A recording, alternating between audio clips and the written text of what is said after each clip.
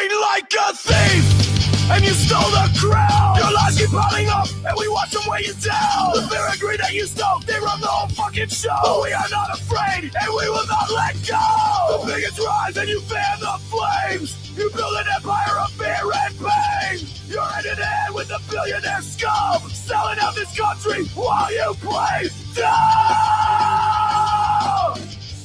Burn it all down! Tear the walls apart!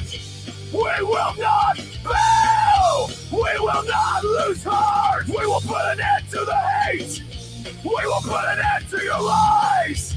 We will stand side by side!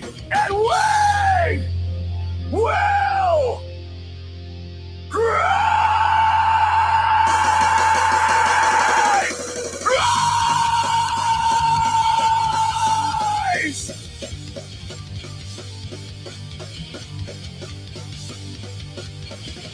You think these cages are built for the poor and for the weak, for the families torn apart while you laugh and tweet? Look at the puppets dance to the corporate sound, but we are still here and we will stand our ground!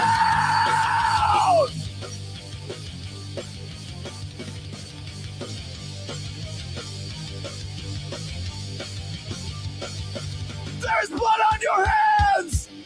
We have seen the truth erased! You put the prophets first!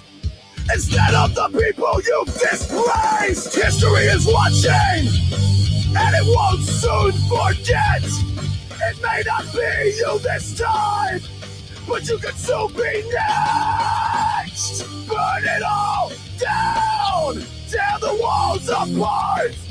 We will not bow, we will not lose heart. We will put an end to the hate, we will put an end to your lies.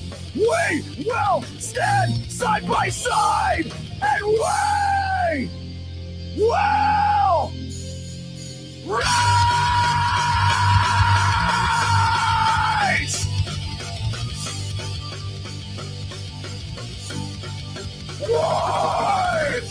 Burn it all down! Tear it all apart!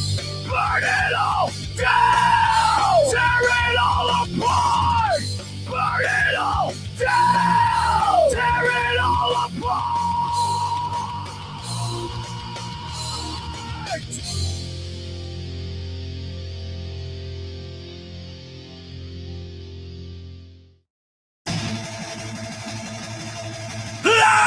Lies on the screen from the deadline machine! Burn it all down! They killed the American dream! Go play an escalator! A tower built on decay!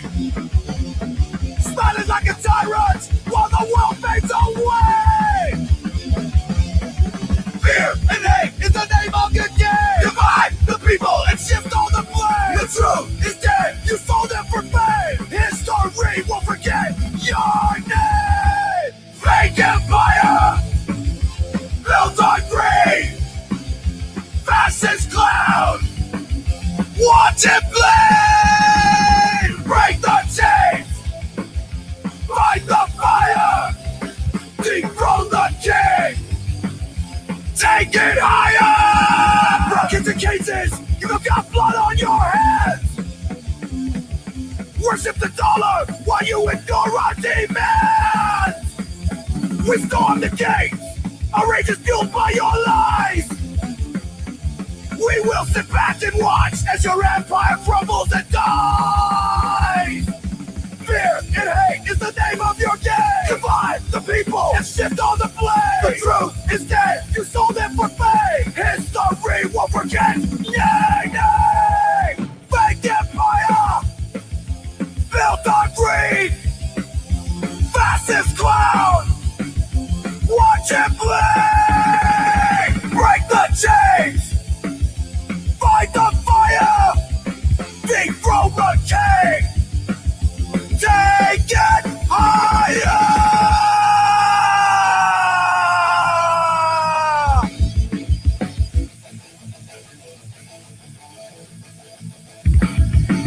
You build walls! We break them down! You spread lies! We burn this town!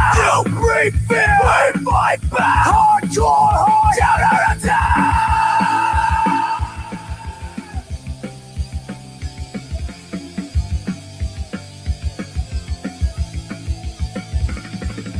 Fake empire going down. No more kings for the crown. Justice call. Hear the sound. Rise up now and stand your ground.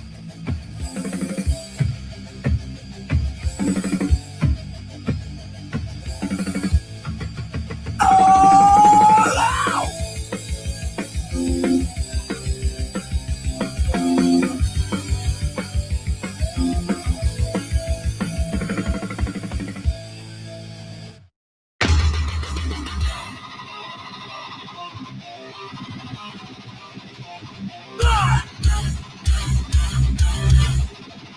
Promises break.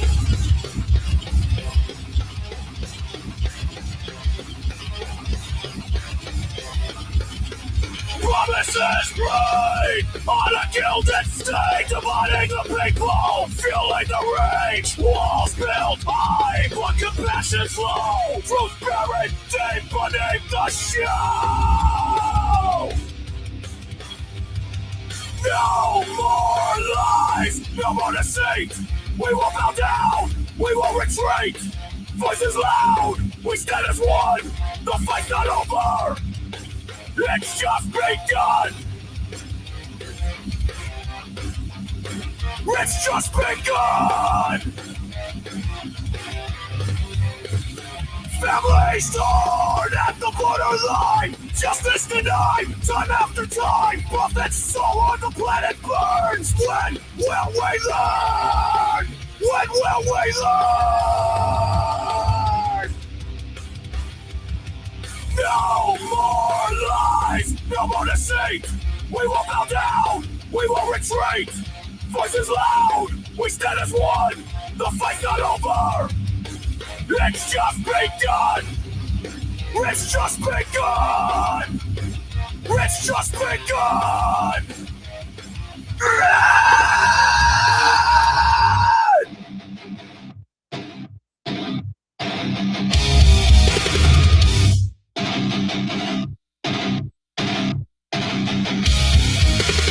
Resist the power and break the chain. Rise above all this hate and this pain. Together we're strong, we won't divide. In our unity we will find our pride. The fight's not over, it's just begun.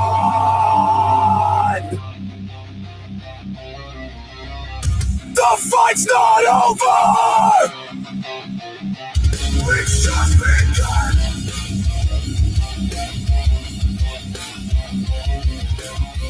The fight's not over,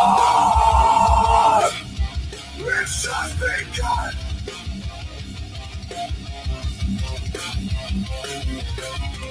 The fight's not over, it's just begun.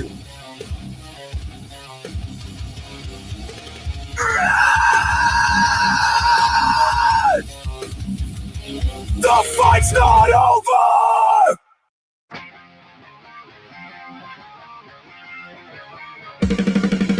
Whispers turn to battle cries. The truth is dead, been fed to lies. They sell us lies in the name of peace. What justice rots beneath the leash. They write the laws just to serve the few. We bleed beneath the red, white, and blue. But freedom's fire still burns inside, where truth and treason often collide. So raise your voice and raise your fist. We are the storm that they can't dismiss. No more kings and no more crowns. We are the ones who will burn it down. The tree of liberty must feed on the patriots who dare to bleed. The tyrants tremble when freedom rings. We are the roots and we will bring the thunder rolling through the land. With fire in our hearts and blood on our hands.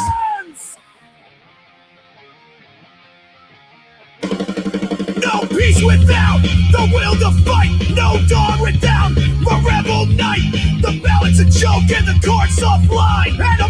Justice lies a decade behind. So strike the drum and light the flame. Each beaten soul will rise again. The people's wrath is a sacred flood. The soil drinks deep the martyr's blood. So raise your voice and raise your fist. We are the storm that they can't dismiss. No more kings and no more crowns. We are the ones who will burn it down. The tree of liberty must feed on the patriots who dare to bleed. The tyrants tremble when freedom rings. We are the roots and we will bring the thunder rolling through the land. With fire in our hearts and blood on our hands.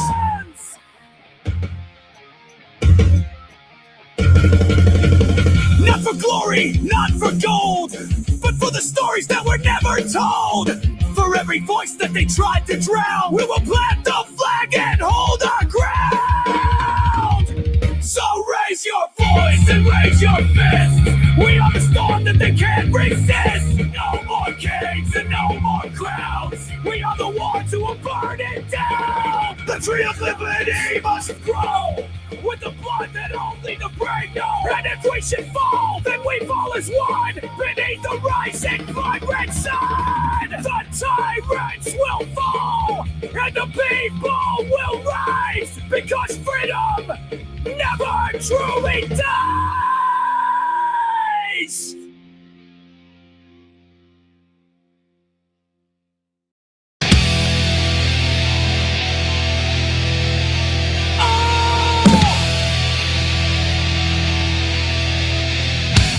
They build their towers in the sky, hoarding wealth while the workers die.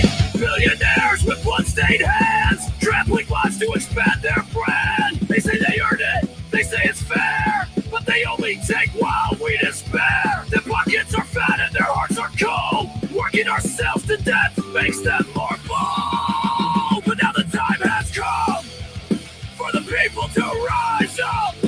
We will never bow, we will never kneel. We see our lives and we know the deal. You hoard the wealth, you crush the poor. We're coming for you, you capitalist whore. This land is your land, this land is my land. We will fight side by side and hand in hand. The system is rigged, it's all just a game. The rich pull the strings, the poor take the blame. Wealth hoarders live in mansions, the people live in chains. The billionaires don't care, they cash in on our pay. Luxury is a cage that's been built on the backs of the common workers that they keep under attack. But we the people, we've had it rough. Their empire is fragile, we've had enough. And now the time has come for the people to rise up. We will never bow, we will never kneel. We see our lives, and we know the deal. You hoard the wealth, you crush the poor. We're coming for you, you only God's whore. This land is your land, this land is my land. We will fight side by side and hand in hand. No more silence, no more living in fear, no more being divided, no more broken man's tears.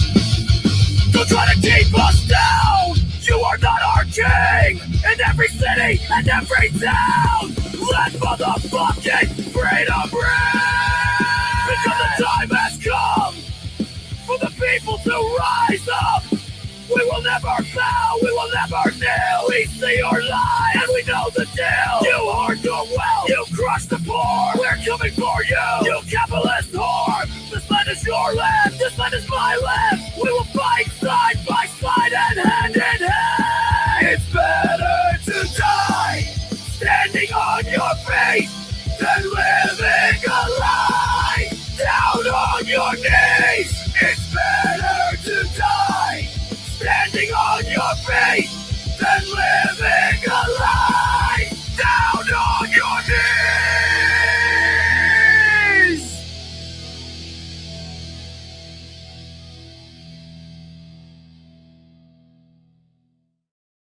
We signed up to fight for freedom, not to be the boots on the necks of Americans. You used us, you lied to us, and now we're coming to square the account. Get fucked and die mad about it! Admin 10360, bitch!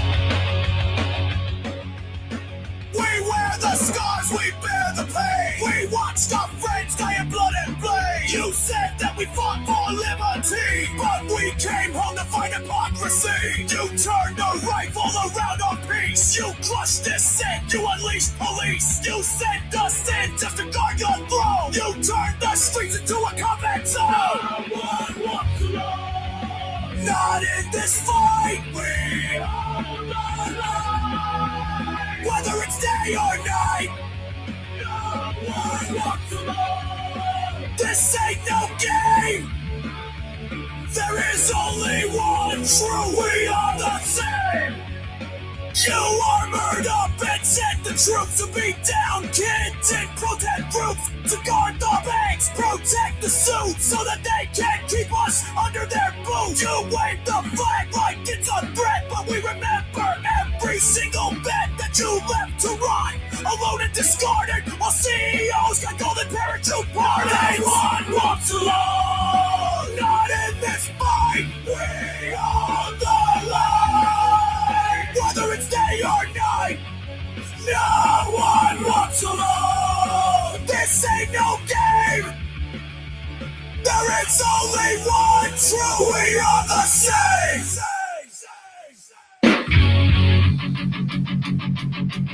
To every citizen still asleep, wake the fuck up! To my fellow veterans, remember your oath! Our freedom is dying right beneath our eyes! The people in charge tell us nothing but lies. The common people starve while billionaires eat, and we're the ones tossed out in the street. Let's eat the rich, let's make them pay their share. Paying their taxes is a burden they can bear. Make billionaires right again! Not in this fight, we are the light. Whether it's day or night, no one walks alone. This ain't no game. There is only one true. We are the same. No one walks alone. Not in this fight, we are the light. Whether it's day or night, no one walks alone. This ain't no game. There is only one true. We are the same. No one walks alone.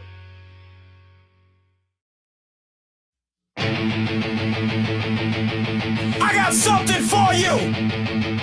Hang on to your asses.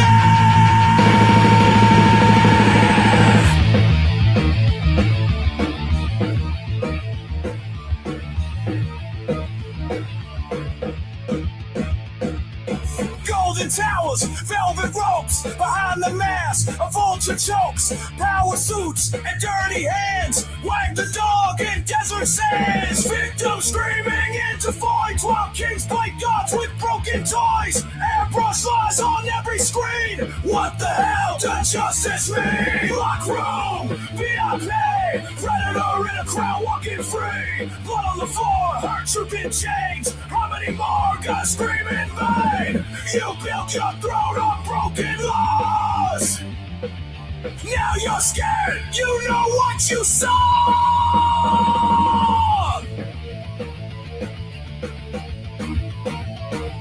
Silence bought with piles of cash. Erase the files, burn the trash. Martial law for damage control. Draft the board to hide your soul. Wanna light the world on fire just to dodge the light trip wire. History is a loaded gun. Tick, tick, tick, you better run. Lock room, VIP, predator in a crowd walking free. Blood on the floor, hurt troop in chains. How many more gonna scream in vain? Your kingdom shakes with every name.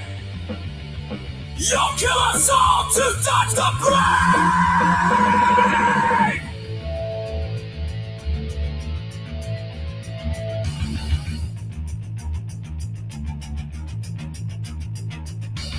This ain't conspiracy, it's confession. Hidden in plain sight, full suppression. You laugh while the system bleeds, but the streets remember what you need. Truth, there's a crime. You just spare the time when the lights come by and your ass is mine. Locked room, VIP. No more secrets, no more gates. Dragged across your marble floor. Truth is kicking down your door.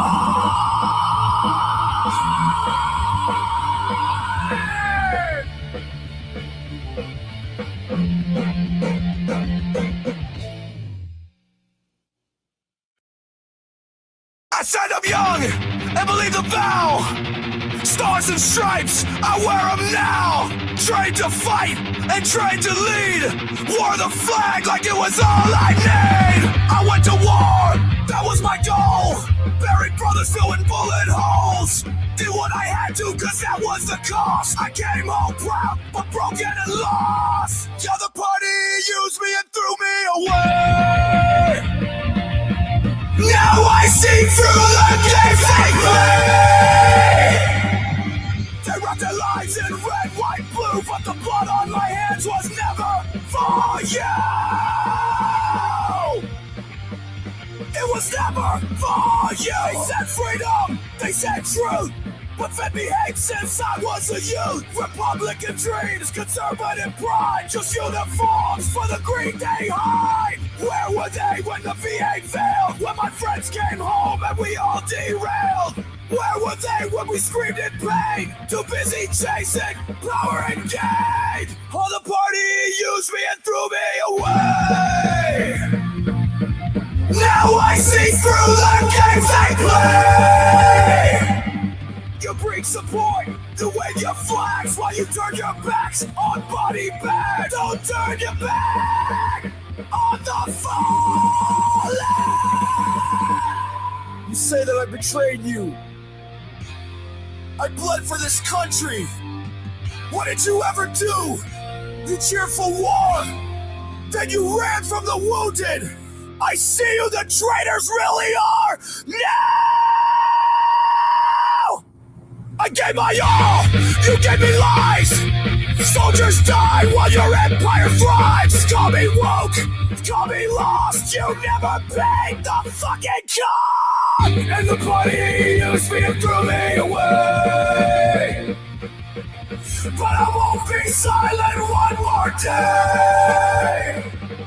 I fight again, not for your pride, but for every soul you left behind. The party used me and threw me away. But I won't be silent one more day. Justice ain't red, justice ain't blue. It's the truth, and it's coming for you!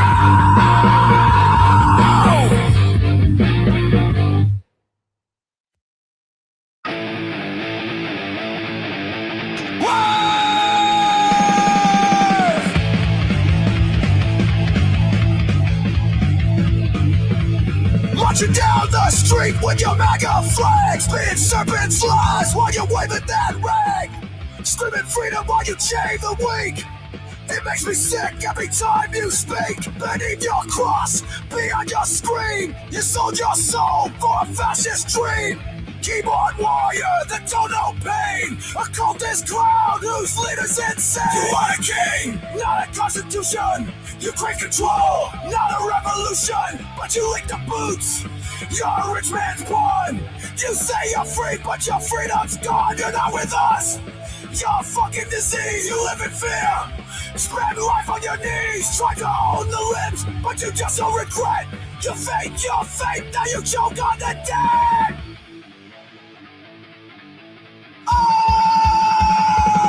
The party of law and order, but you storm the hill. You back the blue except when you're out to kill. You wave a gun in your neighbor's face. fake ass patriot, you're a fucking disgrace. History watch while you took your stand. We saw what you did all across this land. American patriots don't kneel to a king. You're a fucking simp sucking that cinnamon ring. You are a king, not a constitution. You claim control, not a revolution. But you lick the boots. You're a rich man's pawn. You say you're free, but your freedom's gone. You're not with us. You're a fucking disease. You live in fear. Spend life on your knees, trying to hold the limbs, but you just don't regret. You faked your fate, now you choke on the dead.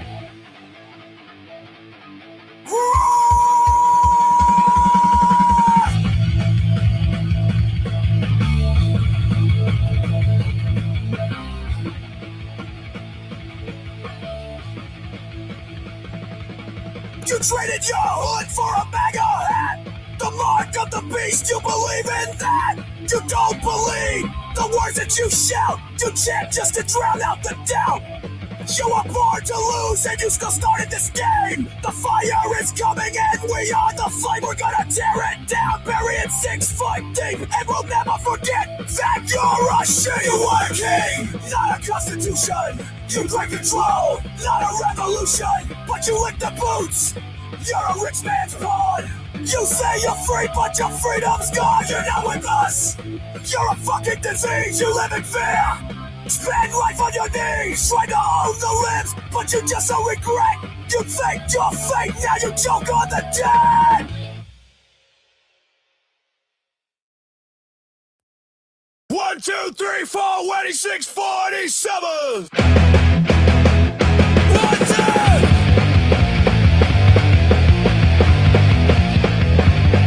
2. He wraps himself in red, white, blue, and lies. Makes empty oaths and louder bases boast. He stokes the fire of civil reason dies, and feeds the walls of mouthy loyal hoes. He plays for strong and blind as foreign ghosts. The sirens feast and tear freedom for stealth. His throne is built on smoking shit posts. He sold us out to buy a gilded crown. Lady Liberty, let truth come down. Expose the rapists who tried to drag you down. Let history brand and not with any renown. He sold us out to buy a gilded crown.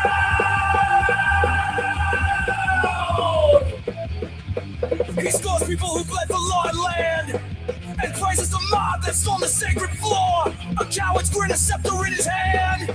He chooses chaos, shatters every door. His pledges rot the meaning nevermore. He traded the truth of treason, gained renown, and still he begs for power, blood, and war. He sold us out to buy a gilded crown. Oh, Lady Liberty, let truth come down.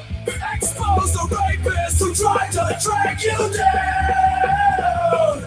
Let history brand him, not with any renown. He sold us out to buy a gilded crown.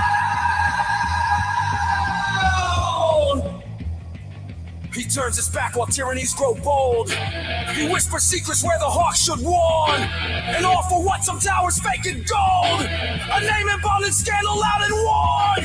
No martyr here, just falling to be mourned. A fraud and silken jester in a gown. The gospel's house of shame we won't adorn. He sold us out to buy a gilded crown. Lady Liberty, let truth come down.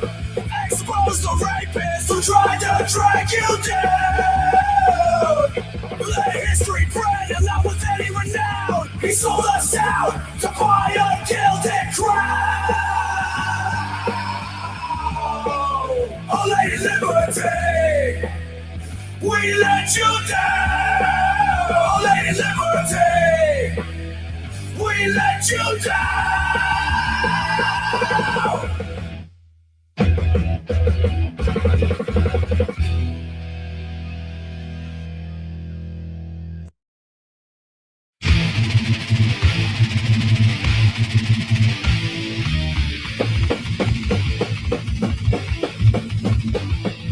When truth is lost beneath a gilded name, and green parade as patriotic pride, the people's trust becomes a tarnished flame.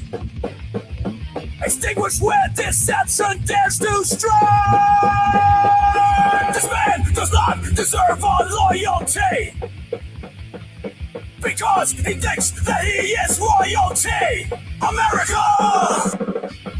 Fuck yeah! King praise in 7876 so you can suck our collective dicks on full of lies built high on fear and spite. Commands with bluster rage and crude disdain. What once was all bent wrong to serve the right, and conscience cries in vain beneath the strain. This man does not deserve our loyalty, because he thinks that he is royalty. America! Fuck yeah! King brains in 7876 so you can suck our collective dicks. No king! The motherfucker must go! No king! Straight to jail! No king! Or we can show! No king! Him the gates of hell!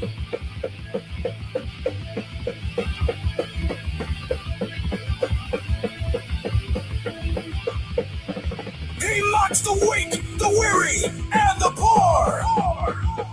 Yet calls it strength to trample those below. The soul of service darkened at its core. What seeds he sowed, we're reaping what we sow. This man does not deserve our loyalty, because he thinks that he is royalty. America! Fuck yeah! King free since 1776 so you can suck our collective dick. And time will move on and truth frequents its stage. No crown can outlast the people's rightful land. And time will move on and truth reclaims its stage. No crown can outlast the people's rightful rage. Baldo people!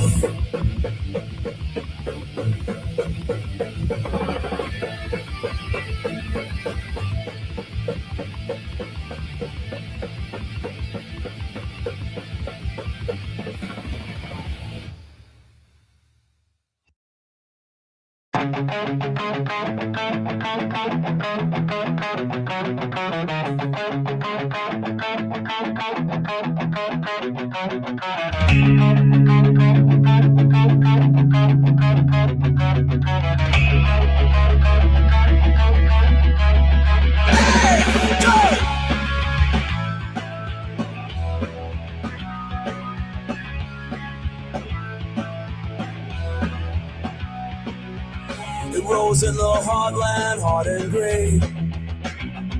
A tree of iron fed by fear and greed. Its roots split courthouses and cracked the day. Its branches smothered thought and deed. The ringing smile, people kneeled. Truth was outlawed, mercy a plea. But one light burned, the world tried to conceal. So light your lamp and dead beneath the tree. Oh, light your lamp, let it shine bright. Oh, light your lamp, let it shine bright. Oh, God, let it shine bright.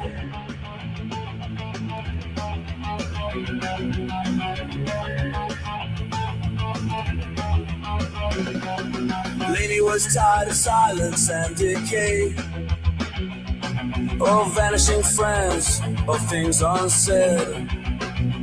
So she lit one lamp, the one to obey, and raised her flame where others fled. They called a traitor, they mocked her dead. But windows glowed across the sea, and fear began to bow its head. Now light your lamp and dig beneath the tree. Light your lamp, let it shine bright. Oh, light your lamp, let it shine bright. Dear God, let it shine bright.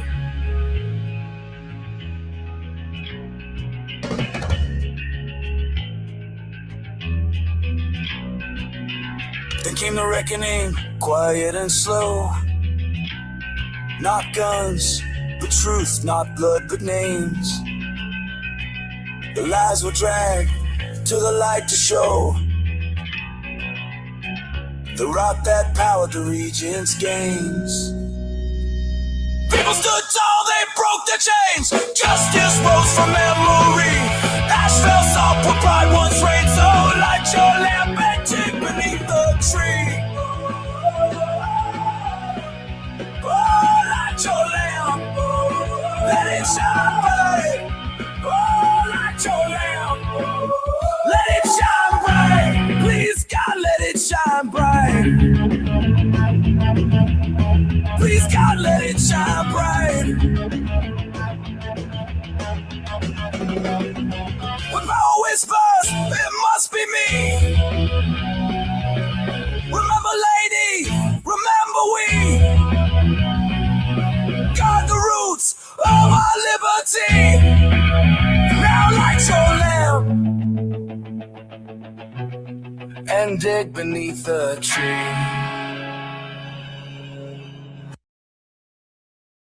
Now it's time for the throw punch!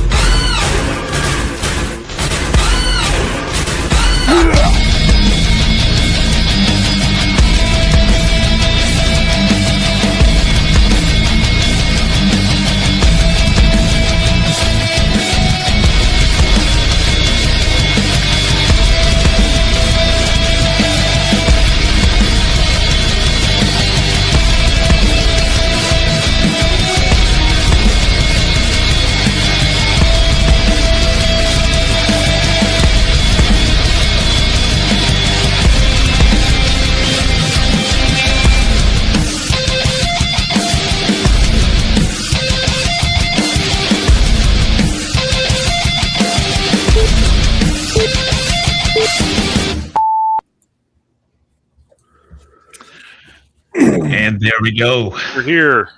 We made it. We are here. We are live.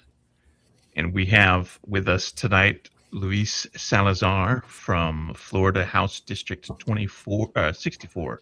I can't even read. What I've had a rough day. Very, very rough day. So. I've had a rough year so far. Same. Yep. Yeah. Sounds about right. Yeah, Pretty much that, yeah. Started flaming and now we're here, right? Yeah. Now, So it's joining great to me be tonight. here. Great to be here with y'all. We're glad you could make it. We got with us admin Matt and admin Jamie tonight, and I'm of course admin Tim. So that's us. How about you? We'll let you introduce yourself because who knows better than you? Absolutely. So my name is Luis Salazar. I am the candidate for House District 64 here in Florida, located in Hillsborough County. Tampa's the biggest city close to that, if anybody needs a reference point. So originally, I grew up in Arizona, very close to the border. I lived in a small town called Sahuarita, which is about 30 minutes from the border, which nowadays is very interesting, right? Because of the way this country's going and what's going on in our backyards, and something that I saw a lot of when I was growing up. When I was in Arizona, I wanted to get away from the small town, right? So I was like, how do I get out of this town of population 1,000? What do I do? How do I fly, right? And you're gonna laugh, but I know you probably all remember this show, Saved by the Bell. I saw this episode with a foreign exchange student in it, and I was like, that's my ticket. I'm getting out of here. And so for like 2 years, from like age 13, 14, I begged my mom. I was like, please let me go. I kept getting accepted to all these programs, and she wouldn't let me go. And finally she was like, all right, you really want to go? So I got accepted as a Rotary exchange student.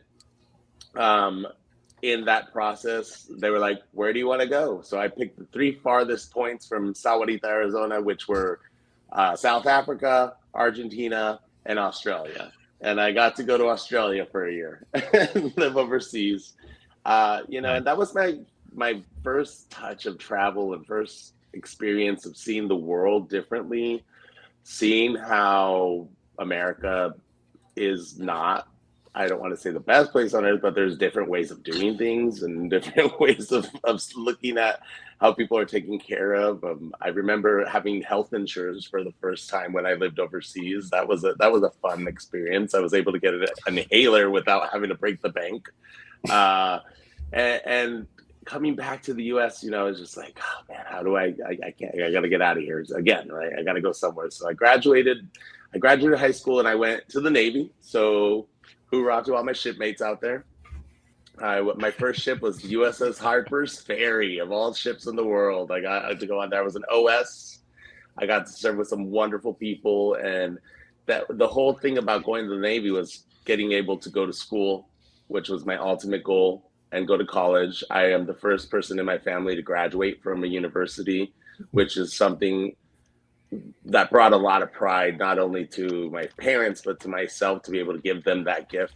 And it's the story of immigrants, right? My parents came here in 1972. They got in a Chevy Nova with my baby sister that had just been born on the floorboard, and they drove to California from the Mexican border and started their American dream. And here we are, right? I went to college, got out of the Navy, went to college. I went to Northern Arizona University, so go Lumberjacks.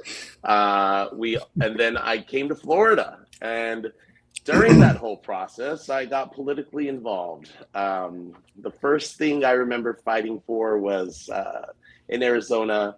There was this thing they wanted to do is bring in guns into schools, into universities, and put lockers at the entrance of the university buildings where you can store your gun while you go to class, and then you can pick it up on the way back out. Right? That's smart. A bunch of college kids with guns on campus. We fought that, and we made sure it didn't happen. And then in 2016, like many people in the world, I was yelling at the TV when Donald Trump was on, and just angry, and so angry. And I'm still angry right now. I'm still like, what the hell is going on? How did we get here? But I know how we got here, and I got active, right? I was like, okay, so you can yell at the TV or you can do something about it. You can get up and go do anything, right? So I started volunteering with political groups, right? The main group I volunteered with was the Hillsborough County LGBTQ Democratic Caucus. I eventually became president of that organization. And then I currently hold right now a vice president of the Florida LGBTQ Democratic Caucus. And in that process, I turn politics into community, right? Because that's what I feel. I feel that we shouldn't be telling people to vote if we don't have an answer to something they should vote for, right? And we should have an answer to what we are doing for them. So in that group, what I did is I went out to nightclubs. I went out to places that Democrats usually don't go. And I started just setting up a table and talking to them about registering to vote, vote by mail. And I handed out resources. And you're going to think I'm crazy, but I handed out Narcan, fentanyl strips, Plan B, condoms, lube, resources to mental health. People thought I was so crazy. They were like, what are you doing? You're handing out Narcan? I'm like, yeah, I mean, you need to live, right? People need it, yeah, for sure. But it kicked off, man. And it's just, it made me very known in my community, like the Narcan guy, I don't know if that's the title I want to have on my headstone, but it's stuck, right? And people in my community started seeing me as the resource guy, and when they needed mental health, when they needed help with a lawyer, when they needed clothing, when they needed food, when their kids needed a backpack. They'd be like, I get phone calls and be like, Luis, how do we do this? Who can I contact for this? Who can I contact for that? And then I worked for this great organization, a nonprofit called the Hispanic Services Council, which is here in Hillsborough County. And those communities were in my district that I'm running for right now. So a lot of the communities that I work there, and it's a Latino community. And I really got to see at the ground level the need that people are having right now in the Latino community, but it goes across the board, right? Because working class people are suffering right now, and they've been suffering for a very long time, and they've been ignored. And I think that's a big reason why we are where we are.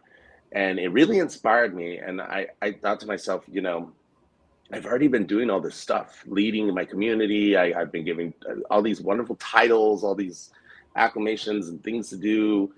And I think about it, I was like, this little brown kid from the desert, you know, just has done so much, and I want to do more, right? And this is running for office is that more is the call of action, the call to be able to provide more and advocate more for my community. My district is predominantly Latino, but that doesn't mean I just represent them. I represent everybody, including Republicans in my district. We are all fighting for something that we believe in. And I believe in America. I believe in Florida. I believe in the police. I believe that the police should protect me just as equally as they do everybody else. It doesn't, you know, I believe that the quality that we fight for is important. And that's one of the main things I remember my mom telling me as a kid about equality, right? She didn't call it equality, but it was equality. And she was just like, look, you got to fight for people to have rights, even when they won't fight for them for you, because that's how precious equality is, right? Equality belongs to all of us, whether we like it or not. And it's something that we have to stand up for. You have to stand up for what's right. Values that I'm sure everybody in this room had to face when you were in the military, right? You had to face some situations where you're like, what are my morals? What do I stand on? And I see right now in my state, I see people that are being ignored, people that are being told that they're not important. We live in Hurricane Alley, right? Like hurricanes go through this state and just destroy everything, and it takes years to recover from that. Our last hurricane was over a year ago, and we had 2 back-to-back hurricanes. And there are tarps on people's roofs from that hurricane because their government has ignored them. And we need to fix that, because that's not how government should work. That angers me, and it should anger everybody. But yeah, that's how I got here, man. I'm fighting. I'm running on a dream, and I'm running on it big, man. It's happening. I love to hear that. And also being in Tampa, I will tell you I'm now on my 3rd insurance carrier for my house. I think you're on mute. Oh, sorry. No, I can hear. No, I can hear. Oh, okay. You can hear me? Okay. I'm on my 3rd homeowner's insurance. So I'd like for that to be Sorry, addressed. Luis, since you can't hear, she said she's also in Tampa. She's on her 3rd insurance carrier for her home. Mm-hmm. So yeah, so this is a big issue, right? We right now, of course, have to fight for social issues, right? We have to fight for what's right. But when I knock at the doors and I talk to voters, I just got back from an event not too long ago where I was talking to voters. The number one issue here in Florida, the number one thing that I hear everybody talk about, and when I say this issue, they have a story, it's homeowners insurance. Because we have a homeowners insurance that doesn't work for everyone. It doesn't pay out, right? It's not guaranteed. And that's what we got to fix, right? But the problem here in Florida is that Tallahassee is ruled by lobbyists, right? And the lobbyists control what laws are made, how they're made, the verbiage behind it, and they control the politicians because you need money to run. Money is king, and you are only considered a viable candidate in Florida if there is a large dollar bill next to your name, right? They don't look at how you want to improve your communities. They look at how much money you can raise to make you viable. And that's another problem that goes with running, is that consultants have taken over the process of the election, right? Consultants also decide who's going to run, if you're going to back them or not, if we're going to, they will blacklist you, they will call people and tell people not to give you money. Like it's a horrible process. So these are two things that need to be reined in. They're not going to go away. I'm not dumb, you know. I know they're going to be around, and I understand everybody needs to get paid, but there needs to be an equal balance to it, right? Like there has to be some give and take. And this process is also what turns people off for politics, right? And to be honest with you, the more I'm in this, the more I feel like I'm in the Wizard of Oz, and I can pull back the curtain and I can see the wizard back there like pulling the strings. And you got to, this is what we got to fight, right? We got to make people more involved, especially young people. We got to get young people involved. We got to get young people in office. Right now, I feel our party, as Democrats, I feel that our country is going through a change. It's going through a very big change. And there are people that don't want to let go of control because it's addictive. Power is like cocaine, right? You never want to let it go. And it's important that we hand the baton off for the next generation. I keep telling people this, right? And it's important that if you are out there saying you want young people to get involved, you get out of the way when they do, right? It's important. It's important to do these things and take these actions.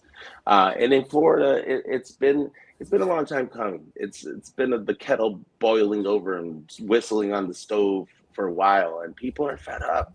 Every time I talk to people, they're just like, I don't trust the system anymore. I don't trust politicians. I don't trust the party. I don't trust Republicans or Democrats. And I have to have serious conversations with them and have them trust me, right? I'm the one that's going to be going there to represent you. I'm the one that's going to be fighting for you, because I know what it's like at the end of the month to wonder if I can pay rent, right? I know what it's like to have to make the decision of, do I take the ramen noodle in the cart, or I put it out because I only have $16 to spend, right? That's the kind of candidates I think we need to be sending into office and into these spaces, instead of people that are beholden to lobbyists and consultants. It's just a fact. So to dig into that and the issues, one of the I biggest. can't hear you. Sorry. Anybody else can hear me? I can hear Matt. I can hear you. I don't know what's Something What the issue connected. is. I don't know what's going on. All right, so you Here, let me can't try hear to take me my or Jen, headphones off, but see you if it can makes it hear. You can hear Jamie. That's because I was here early, Matt. That must be it. Yeah, That must be it. Wouldn't surprise me. yeah. Shows Yeah, the I bump can't on hear him once. I can hear Suddenly. Sarge and I can hear Thomas. All right. Jamie, maybe you can ask him then on the subjects of health insurance. Tech What's support. going on right I like now? that one. On the subjects of health insurance, you said? Yeah, health insurance and what's currently going on with the system with that. Okay. Yeah, Matt wanted to ask you more about like what's currently going on about like health insurance and the systems that you're I guess you're seeing in your area and how that's all playing out. Health insurance in Florida, we haven't expanded on Medicaid. I think we're one of the last 10 states that hasn't done it, right? So that's a problem as well. And the only reason they won't do it is because it was written by Obama, right? Because it has Obama's name on it. That's the only reason they won't expand on it. And they're trying to just drown it out and get rid of it. But in the process, people get hurt. People are being left without coverage, right? I actually used to work for a company that what they would do is they would raise money to pay for the premium, right? So you'd get a subsidy, and then our company, our nonprofit would come in and they'd pay for the subsidy, so that you would have $0 cost to it, right? But when we price patients out or clients out in November, someone that had say a $400 coverage was going up to like $1,900. right? So how is that even fair? That is a mortgage on a house, if not close to it, right? And people are not able to afford their car insurance at the same time, or paying rent, or getting food, and you're asking them to pay this out of pocket cost. And if it feels like they're just trying to kill it, right? They're trying to kill access to healthcare. We need it, and by no means is the ACA perfect, but it is something that we can work on, and we can make better, right? That's the whole purpose of government and the and laws that we make. Nothing's set in stone, right? Everything can be perfected or tuned, find it, and changed to the times that we live in. And but the only problem is right now that we have people so far on the right and so far on the left, right? That the people in the middle, the working class people of America that go to work and are plumbers, are electricians, that really just want to make sure their kids are okay and their kids have a safe place to go to when they go to school and don't have to worry about getting shot, um, getting deported. Those things are what people are really concerned about. That nobody's collaborating, nobody's talking, right? The government is not functioning, and the functioning government is one of collaboration, because we cannot, this chaos that we're living in, it has to end. We cannot, it is not sustainable for anyone, and it's only going to lead to more destruction of human life, like we saw in Minneapolis. It's going to lead to more destruction of people getting sick and being unable to access a doctor.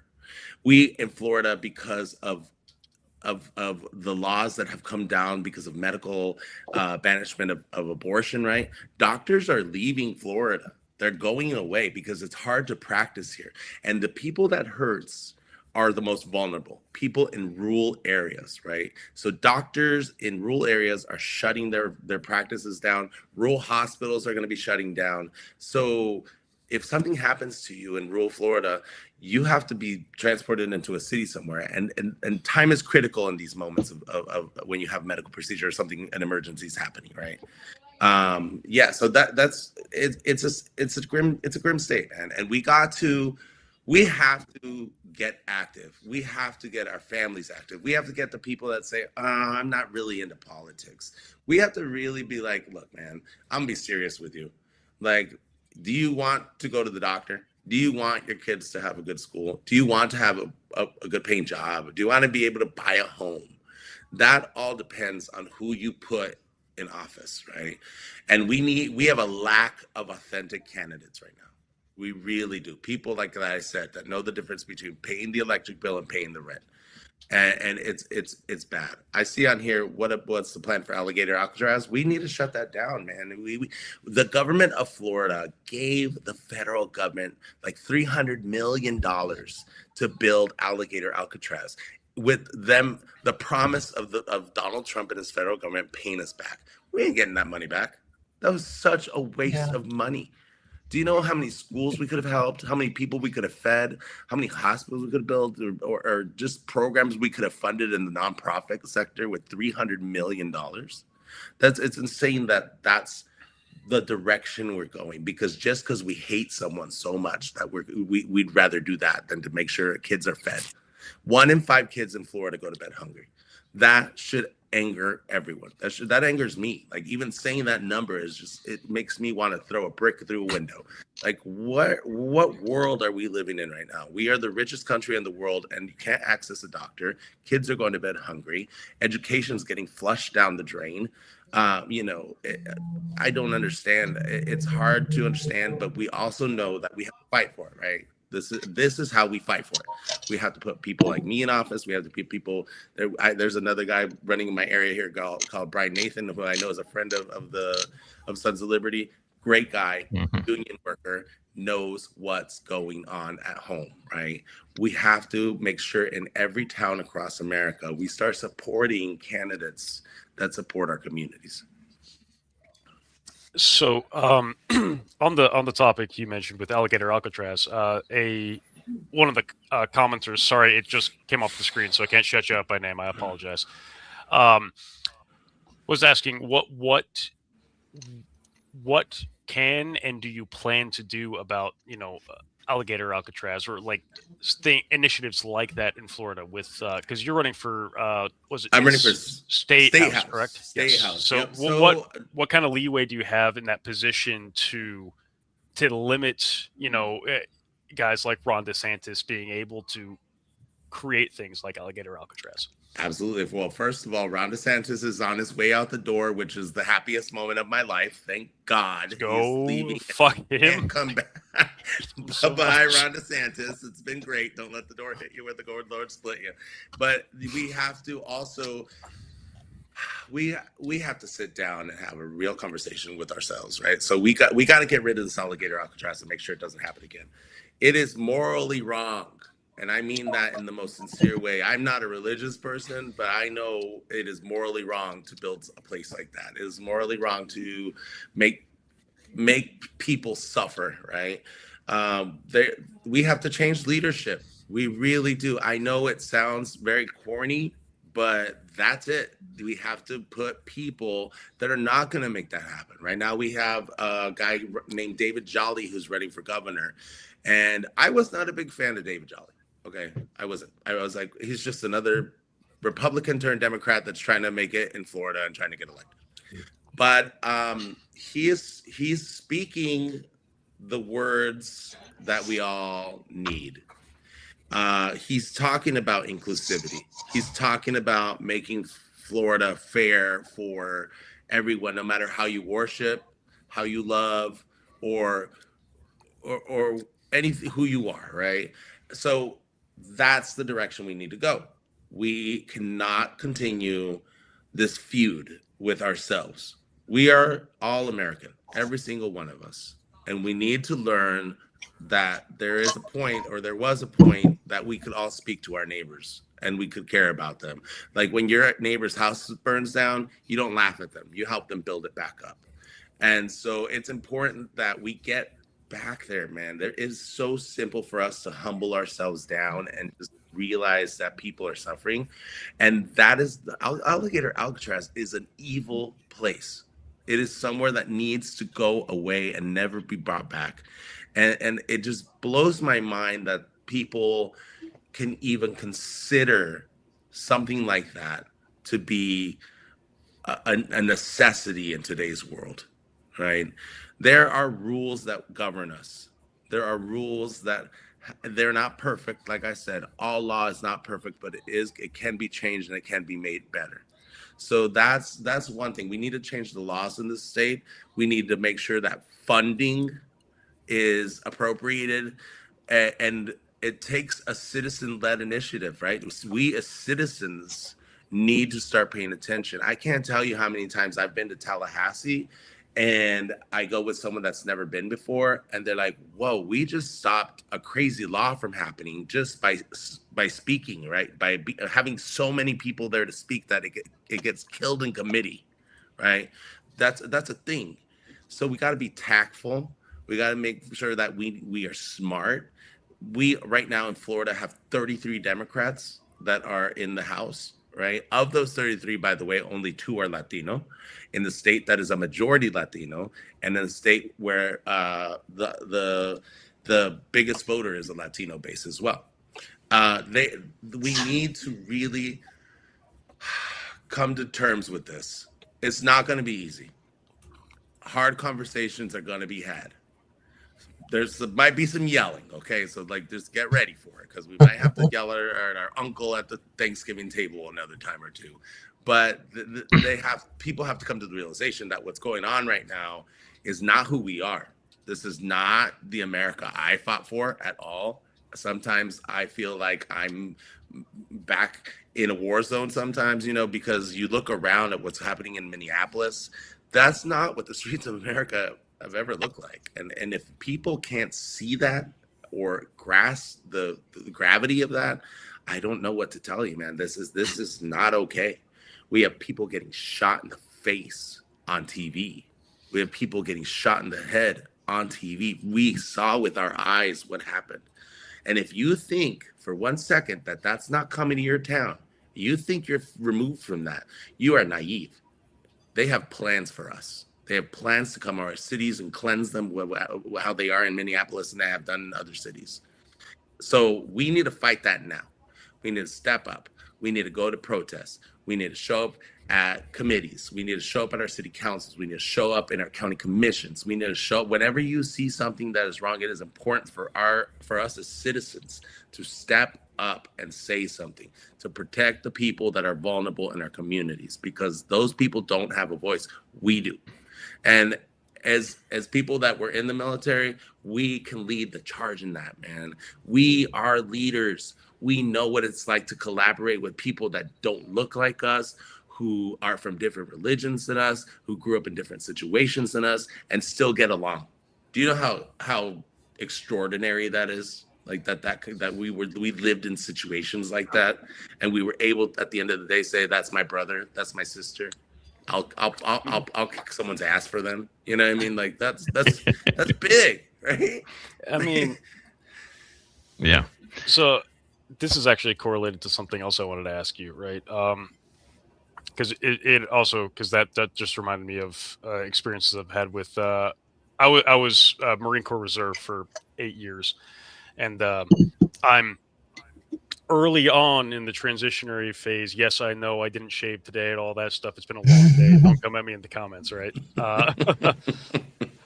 But it's got to grow a beard like Sarge, man, and just let it go. I'll just be a bearded woman. And that'll be fine. But I mean, recently I actually reached out to some of the guys I served with and talked to them about, hey, I'm using she, her pronouns now, all this stuff. And, some of them were actually surprised me and how supportive they were, which was fucking awesome. But it reminded me that I wanted to ask specifically about your work with the LGBTQ Democratic Caucus.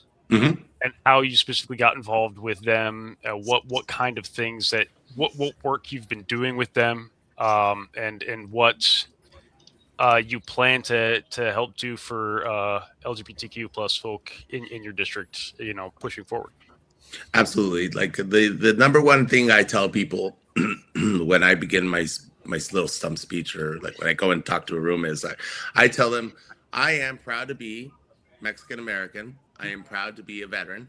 I'm proud to be LGBTQ, and I'm proud to be first generation, right? Those things, those possessions of mine make me who I am, and I step into every room with them, wholly as one person. And I cannot shed them because they make me everything I am. They give me the knowledge I have, and they make me the person I am to be helpful for my community. With my LGBTQ plus community, when I became president of my caucus, I really, like I said, I wanted to make it service-based, right? You're going to laugh at me, and I probably might get in trouble for saying this, but I really looked at the Black Panthers as an example, right?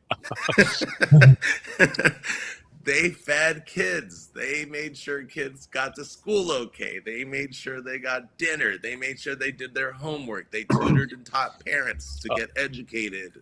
That's huge. To be clear, the only reason we laugh is because we also looked at the example of the Black Panthers. There you go. Black Panthers. Yes. Yeah. Yeah. No, I know it sounds crazy, but like emulate success. Why is that so revolutionary, right? Like, and I just started doing small things, right? Outreach, going into the first thing I did was everybody was like, we got to get more women involved, right? I said, okay, because it was a bunch of gay guys, I'll tell you that much, and I was the only brown guy in the room, so we're like, we got to get more, a little more flavor in the room, right? So the first thing I did was I started reaching out to other communities. I started going to other meetings. I started talking to people. I started inviting people. I started bringing in guest speakers that were people of color and women, right? So we don't look like a bunch of gay guys doing just white people shit, Right. And so that was number one. Number two, we had to reach out to young people.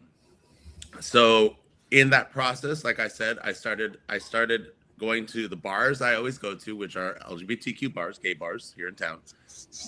And I made a friend. His name is Mike Wilson. He's a great guy. He was one of the managers at a bar I went to called Southern Nights. It doesn't exist anymore. They changed the name and moved location. But he gave me an opportunity because I said, he's like, man, things are rough right now and I don't know what to do. I said, I really want to come to the bar and register people to vote. And he said, do it. I'll give you a corner, right? Just bring a table and so it started very simple. Me and my little clipboard going in there, talking to LGBTQ people about, the candidates or registering people to vote or vote by mail. So we then went on and adopted the precinct where all the gay community gathers. It's called Gaybor here. And with doing that, with adopting that precinct, we committed to going into that district once a month and knocking on doors and talking to neighbors, once a month and talking to young people. We had our meetings in that district. And then we also we created an event called Equality Social. And Equality Social was a gathering of all the clubs and caucuses, all the nonprofits, all the advocates that wanted to participate. The only stipulation to participate is that you believe and fight for equality. And we started talking to each other and sharing resources.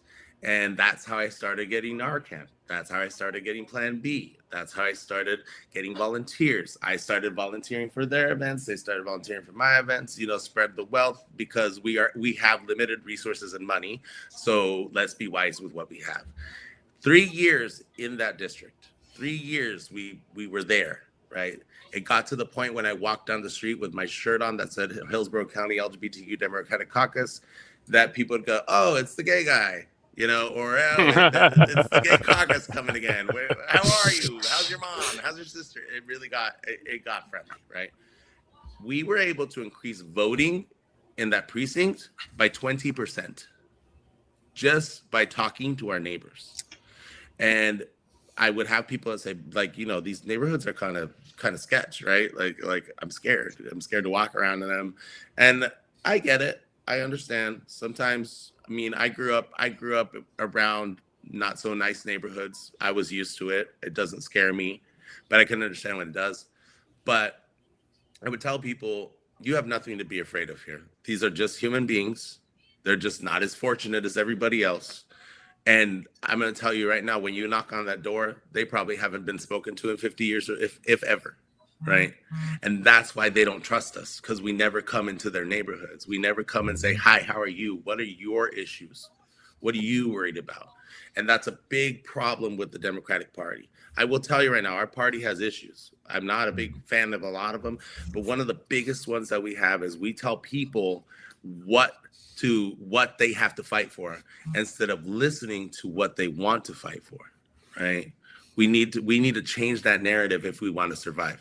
We need to, again, bring young people in. So I started bringing young people into my group. I started giving them opportunities to be leaders, to organize canvases, to speak publicly, right? So when we went to the nightclub, the drag queens would bring us on the stage, and they'd give me an opportunity to talk about voting or whatever's going on. But I learned as a leader that I'm not always the one that has to be the shining star. You have to teach other people to shine too, right? You have to bring other people. If you want people to replace you, or you want people to follow you and to lead by example and to mentor people, you have to let them shine. So I would let young people get on the stage. I'd be like, get up there and convince them why they have to vote, right? Convince them why it's important for them to pay attention. Convince them. And that's what we did in the LGBTQ plus caucus. It was we were the center point of this county, right? We were the go-tos because of this. We just started creating connections with communities. Like I said, becoming the go-to. Hey, I need help with my kids' backpacks.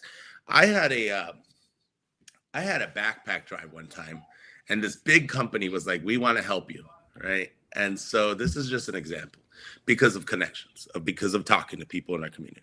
I had a big company that said, hey, we're going to get so many backpacks for you. I ended up getting 30 backpacks, which is thank you for that. But I needed like 600, right? So I was like, damn, what am I gonna do? Like, I have no clue. And I just really sat there and really thought about it. And I started making some phone calls. Within 3 phone calls, a school board member that I became friends with, that I had probably spoken to 2 times, said, Luis, I'm gonna bring you 250 backpacks. They'll be there. They'll be there in about 2 hours. They're coming. So they came, and we're separating them. An hour later, 250 more backpacks came. So we have 500 backpacks, and I got originally 30. And then the next day, I had another 250 backpacks come, right? So, and this is just from creating relationships with leaders in our communities, coordinating, making sure that we recognize that we go nowhere alone. Right. We have to be able to bring people with us and encourage people and give people something to fight for. Right. This is our community. These are kids. We got to get out there and get them backpacks. So that's what we did in the caucus. We really created community. We really created programs that reached out to people, that talked to people. We created panels that would bring in people and talking about controversial issues. Right. Making sure that people are educated, that they know dates, that they know where to go to if they don't know what to do. And that was the purpose of the caucus. And that was what I did in the LGBTQ plus community. Appreciate it a lot. Thank you. Yeah. And it's been a journey. It's been a really cool journey. I owe a lot to the LGBTQ plus caucus. They were great volunteers. The leadership there was always willing to go with my crazy ideas, of reaching out to people, because you got to make politics fun. And sometimes politics can't be that fun, but you got to make sure people are engaged. And we really tried to push that forward. I would like to get you to reiterate or go over again what District 64 encompasses, because we had a couple people ask what Absolutely. part of Tampa, or what does your district encompass? Absolutely. So District 64 encompasses Town and Country, Carrollwood, West Tampa. We also have a little bit of River Heights and Seminole Heights.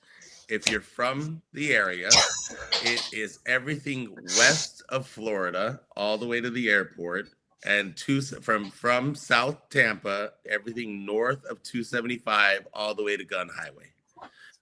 It is, I like to call it the little bean in the middle of the city. It's right there, right?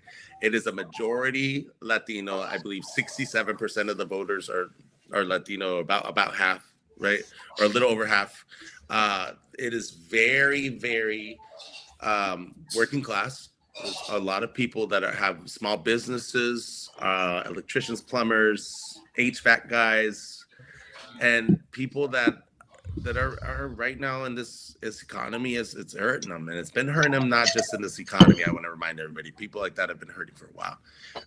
That district also is currently held by Susan Valdez, who has been a representative in that district for a while. She's got some notoriety. She was a Democrat that turned Republican, so there are rooms where she walks into that she gets some looks, let's just say. But I will say this about Susan Valdez. The one thing about Susan Valdez that she has always done is she's always been in her community. And she's always had programs or days where she helps with licenses, birth certificates, passports. So she always has events going, getting backpacks for kids. And I think that needs to continue. And I want to continue that. I want to continue being just as active as I was in my LGBTQ plus caucus or with the Hispanic caucus. And as she is too, because you, as a public servant, and those words are very important, right? Public servant. That means that you have to be recognized in your community, in your district. And she is well respected. I don't care what anybody says. People voted for her overwhelmingly. She is well respected. And I want to flip this seat back to blue, because I think we're the party that will continue doing that. But I will say much respect to her for her respect for her community and being in there. But we need to go back to being blue. We need to continue that service. We also need someone in that community that speaks Spanish. It's important. I I'm going to tell you something right now. My mom forced me to learn Spanish. She every day would tell me in Spanish, like, if you want it, you're going to tell me in Spanish. And I was so mean to her. I was like, I don't want to do it. I don't want to talk that trash language. I don't want to do that. I was such a bad kid with it, right? And she's like, sorry, you want it? You know what you got to do. And for the first time in my life, thank you to my mother, speaking Spanish has become an advantage for me, right? This is the first time ever that I'm like, wait, what? Like, okay, cool, I get it. And I understand it, because once I go into these communities and I start knocking on these doors and they open the doors, I'm going to tell you right now, probably 80% of the people I speak to is in Spanish.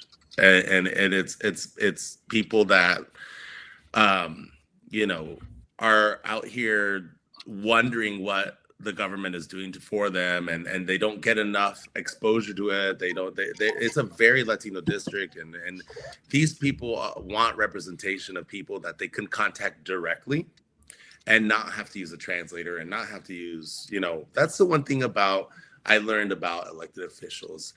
And I'm sure all of you in this room would have someone you can call directly. Hopefully, I hope you do. And if you don't, please get one.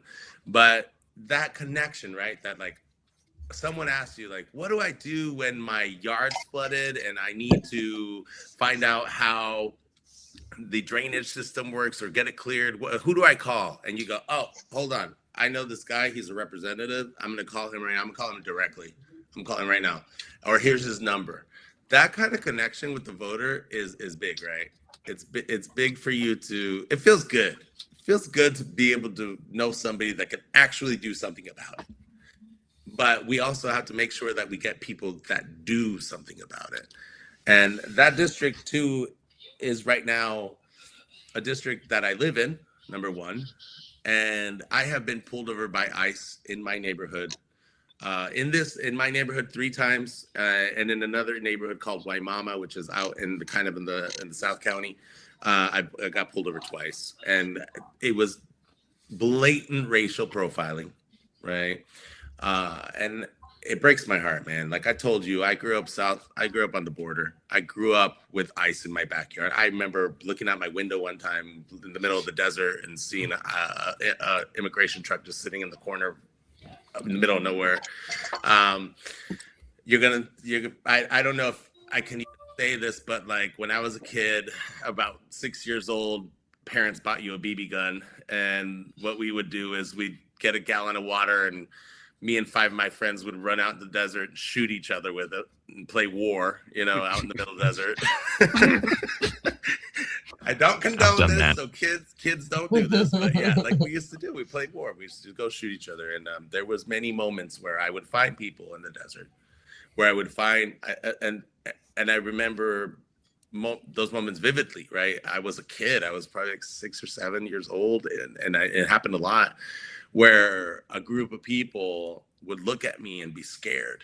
And I remember the looks on their face of them going, just go away, in Spanish, just telling me, just go away, leave us alone. And I was like, again, I was a bad kid. So I would be like, no, come on, my mom's gonna help you. So I would bring them to my house, and my mom would like, Luis, you're crazy. Why are you doing this? Like, what's going on? But we are human beings in that connection. Like, I don't care who you are. You see someone suffering, you help them, right? So my mom would shower them, feed them, get them clothes. We would make sure. My dad drove this. He delivered oxygen, so he drove this big, like UPS looking truck. And I'm going to take you all back to the 80s right now. But my job was, we put him in the back of the truck and take him to the sanctuary church. And my job was to sit in the front with my headphones on, listening to Baby Don't Cry and like a bunch of 80s like hits, you know. It was the time, man. And I don't regret doing any of that. I probably broke some laws, but it's all right. What do you mean back in the 80s? Back in the 80s, that was the days. I was born in 1982. I remember bits and pieces of it.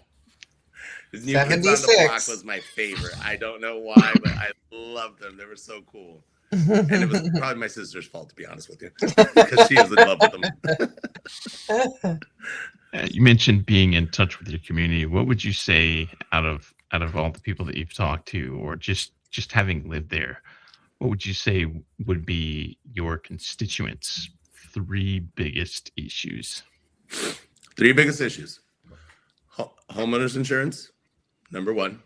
Number two, we have a question here in Florida of what's going to happen to property taxes, which we don't have a state tax here in Florida. And property taxes are a main source of how we fund a lot of projects, education, firehouses, all sorts of things, right? Hospitals. So there's talk from the governor right now, who's on his way out the door, and he wants to leave a mark on Florida of eliminating property tax. I do think we need property tax relief, but not take it away completely. They are going to get it from somewhere else. They're going to raise sales tax. They're going to raise fees. They're going to get their money, man, one way or another. It might make you feel good right now. And right now, we don't know what that looks like yet. So we're waiting to see from the legislature what that is going to look like when it comes out. But we need to really pay attention to that. Number three, what I hear from them is healthcare. Healthcare is big, right? We live in a state where there's a lot of aging people, a lot of nanas that need their pills, and they need their metformin. They need their doctor to make sure that they're okay. And we got to take care of them, right? Because they took care of us, and it's our turn to take care of them. So those are definitely the top three issues that I hear the most. Stories that I get from people, access to healthcare. I often think back of growing up in Arizona when I would see hordes. We used to go down to Nogales, which was right on the border, all the time to visit our family or go eat at a restaurant. Walk across when later in my later teens, 13, 14 years old, to go clubbing, right? We used to go down there and have a good time. But I remember vividly little old men and the little old ladies walking across the border to get their teeth fixed and to get their glasses and to get their medications cheaper. And that right there, looking at that, the people walking across the border to another country to have to be healthy, that should be an alarm going off in our head. And I think of the people here in my community that don't have that. They don't have that, right? So like if they don't have access to a doctor, if they don't have transportation to get to the doctor, they're gonna hurt and they're gonna die and there's suffering that's gonna happen.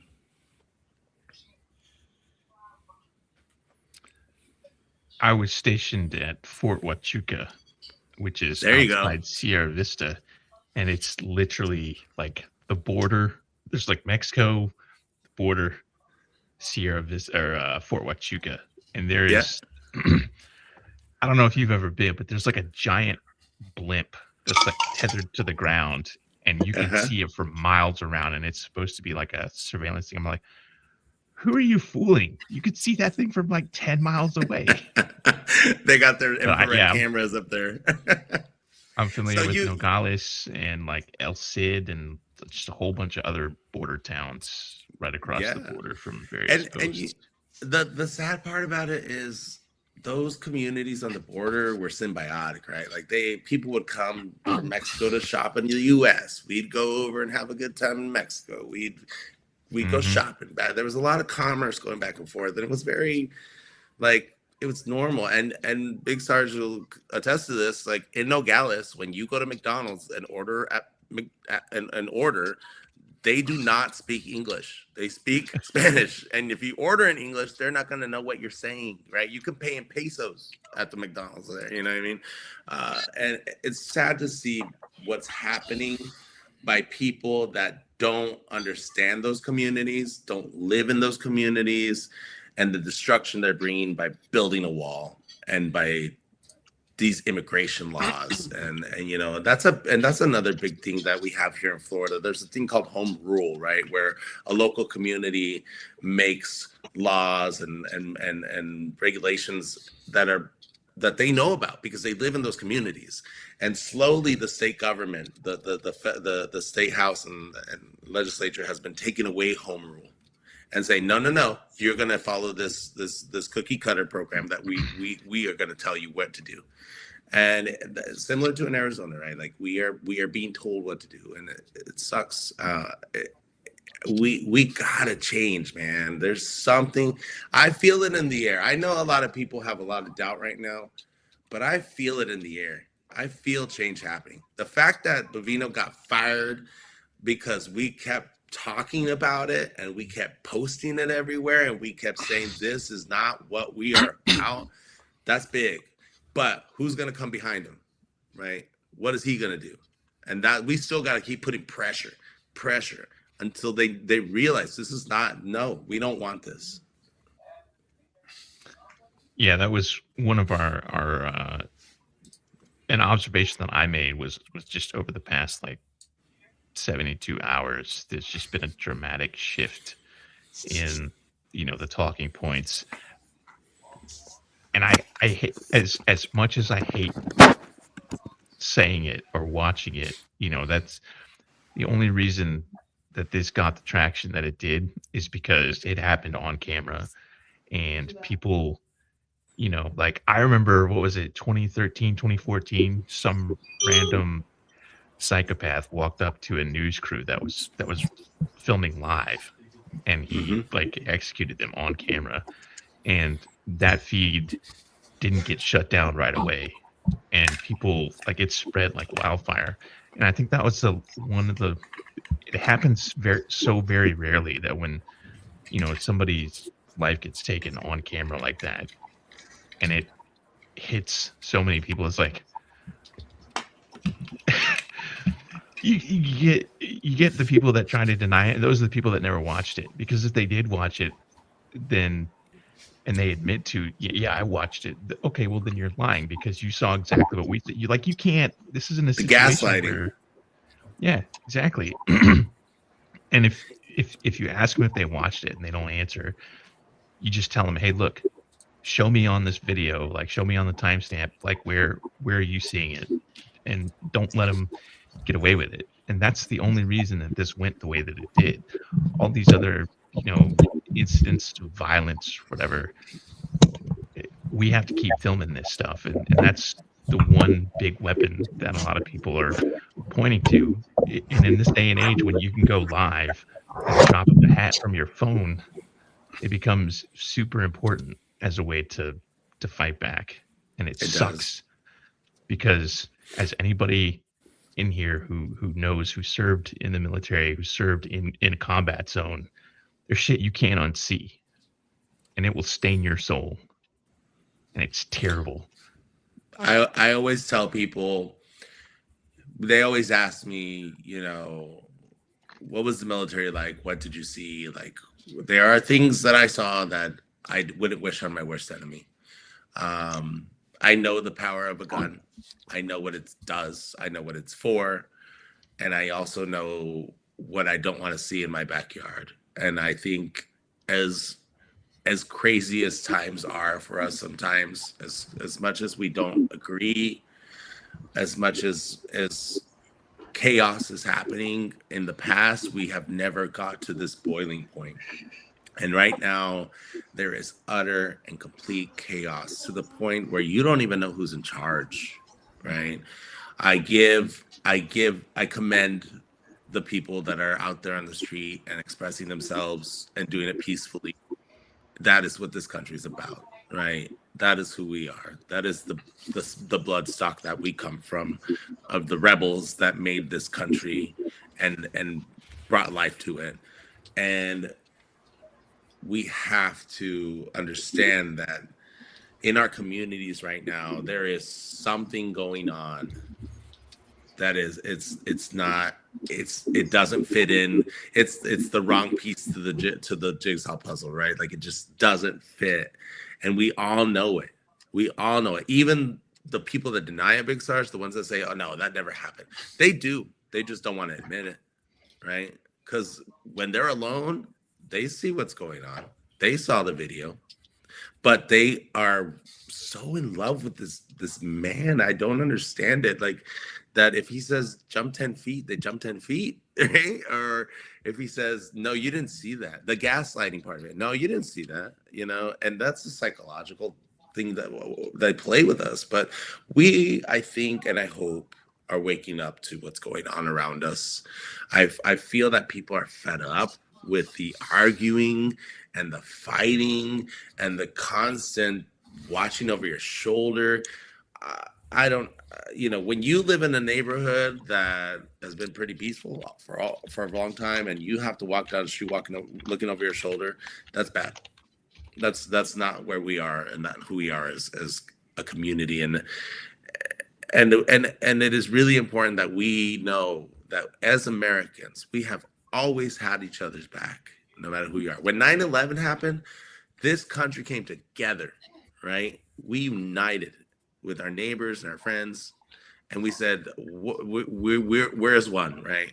Right now, we're not there. We're not there, and it needs to happen quickly, and it needs to happen against everything that's going on, and the gaslighting, and Kristi Noem, and Donald Trump, that are sitting there and telling us lies to our face. I have to ask you, what would they have done? What would they have said if there was no video? The fact that they knew that there was a video, they saw the video, we all saw the video.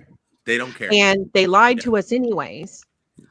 Makes you really stop and think about the stuff that they've said that we don't have any evidence of. Mm-hmm. And so, I mean, I'm not saying if, I'm saying when. Yeah. So when you are elected, right? Tell us what you're going to do to hold them accountable. So we have to create something. We have to make sure that accountability is becomes the top priority, right? That's what we are elected to do. In Florida, which is where I will be able to do what I can do, right?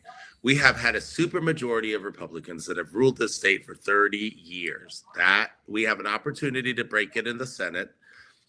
And once that happens, we need people to show up, number one, and vote and help us break the supermajority, at least in the Senate right now, and to make sure that we have the power to do it, right? The people that can do it, and then create investigations, demand them, right? Demand investigations of what's going on here in Florida. Demand to ask what happened with the $300 million that went to go build Alcatraz, right? Where is our money? Why did you make us build this for you?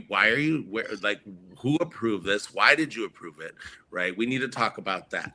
We need to talk about the school to prison pipeline, right? Why is it that people that are being reintroduced into society are not given a fighting chance? Right? We need to talk about communities that have been ignored, like that here in Hillsborough County, a place called East Tampa, where I walked and canvassed people and talked to people in my backyard that have not been talked to in 50 years, and their sidewalks are crumbling. We need to make sure that we revise everything that has happened in those communities, where the money's gone, why has nothing been improved. And Florida it rains a lot here, and the roads get destroyed a lot, right? So we also need to invest in science and creating better solutions for roads, for sidewalks, for things that can be more resistant to that stuff, right? But the people that are currently making stuff happen, you have to understand in the back rooms, there's people getting paid for stuff, or getting money to their committees, getting money. Yeah, like I said, so expose consultants, lobbyists, they're in charge right now. They're in charge. Yeah, so expose it. Yeah. Oh, so we have you to guys hear me? We have to make sure that they're Yes. not in charge. Go ahead. I'm sorry. I was going to say if Sorry, Adam. Salazar could hear me Or now. Matt, I can't hear you. You can or can't? Sorry. Still can't hear me? Is it on my end or? It must be on your end. I can hear him. Let me see. AirPods. Yeah, I can hear him just fine. And it's weird because you can hear Asia, who joined after Matt, but you can't hear Matt. And it's, I don't think it's the That's joining because that Asia does will it. not be denied. That's true. That's true. Her mic's actually muted, but you can actually hear her living That's in right. her house. It's I just actually get louder. it's actually a conspiracy by Ron DeSantis himself to cut off all communications from Florida and Philadelphia. Right. He's coming in hot. Especially from Matt. Like they know Matt's power. Matt is I can supposed to be get reckoned with through because I himself. live far enough away from Philly that it doesn't count. But you know, They're watching us. Yeah, but they didn't know about me because they know that they didn't realize that I'm a native. Yeah. So I'm an escaped native from Palm Beach County. There you go. I have actually. That's where our boy lives. That's where Mar-a-Lago is. Up in I there. know. Yeah. Trust me. I met him.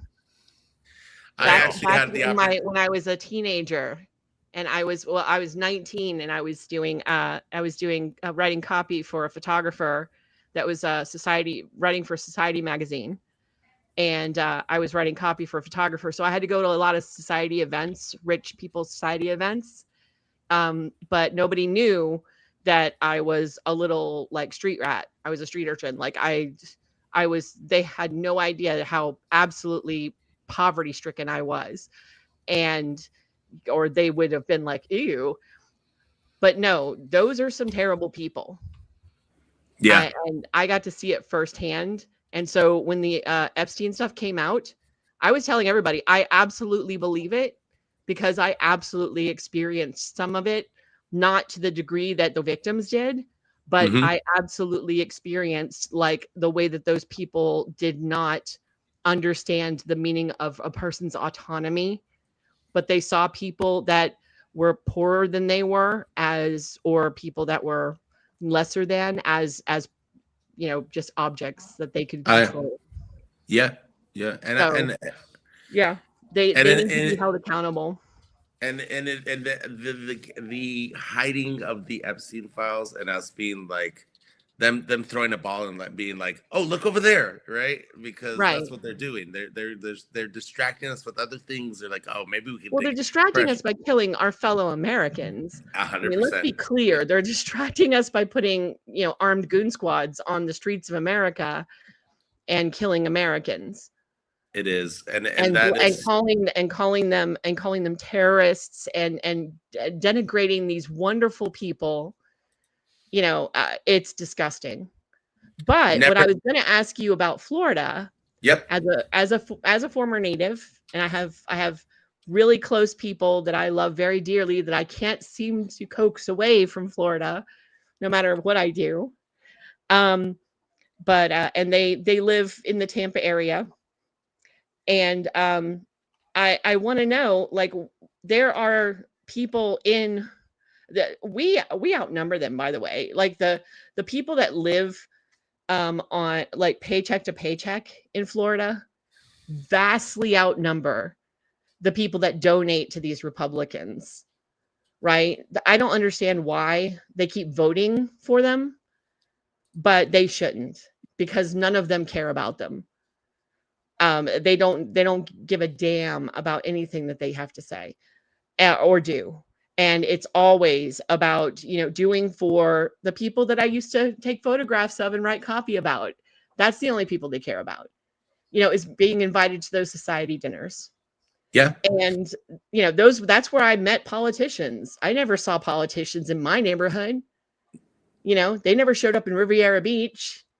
No. Right? No. They would never set foot in Riviera Beach. and that's a problem. That's right. It is. But they don't care. And they don't show up. People like you show up and you will talk to people. And, you made a point of saying that people, being able to contact your representative, and say, hey, what can we do about this? I've never been able to do that. And I've lived all up and down the East Coast, and I've been extremely politically active, and I have never been able to call a representative. Well, ever. If you want, I can find who your representative is, and I'll get his number and I'll get them for you. Okay. Oh, they would not appreciate that if you did that to them. It's funny you say that because I treat it kind of like the mob, right? So whenever I meet someone and they're like, who can I call? I'll be like, oh, call this person and tell them Luis sent you. Right? But you It's are like, in Florida, and so there are things that you can do because you do have, he does reside there. That's his main primary residence. it is. And I have a question because I don't know the law, and you probably do. And it is there anything that can be done about the absolutely corrupt court justice canon? I mean, I work in InfoSec, right? Information security. My entire community is beside themselves with what she has done. Beside themselves, what she did with the Jack Smith investigation, with what she did about the fact that there were stolen skiff level documents that would have put any of us that work in my business, would have put any of us like in Leavenworth for life. Yeah. Right. Yeah. And she did everything in her power, and they were being sold. They were being like bartered. She did everything in her power to help him get off. How is she still a judge? How is she not impeached? How is she still like, how is that a thing? And is there anything that can be done to get rid of her? Because that kind of corruption cannot stand. I don't have any faith in my justice system. Do you?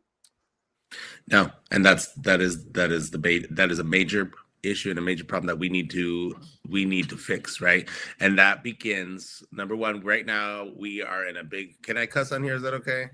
Oh, fuck Okay. yes. Okay. We are in a fuck around. I mean, only if you catch up with me. We are in the fuck around and find out moment, because in the past election, we had an opportunity to make a choice of not having Donald Trump. We did not show up as Democrats. Okay, we didn't come out. Right, we were whatever reason we weren't motivated. We were voting for someone else that was never going to be elected. We didn't like Joe Biden. We are in a fuck around and find out moment, because we were not united and we did not come together and really say, hey, let's look at the big picture of this. Donald Trump's coming back, and he's putting judges in the office that are going to be there for a lifetime. Okay, so the way we can fight that, right? I don't know at the state level there's much I can do, but we need to change our leadership.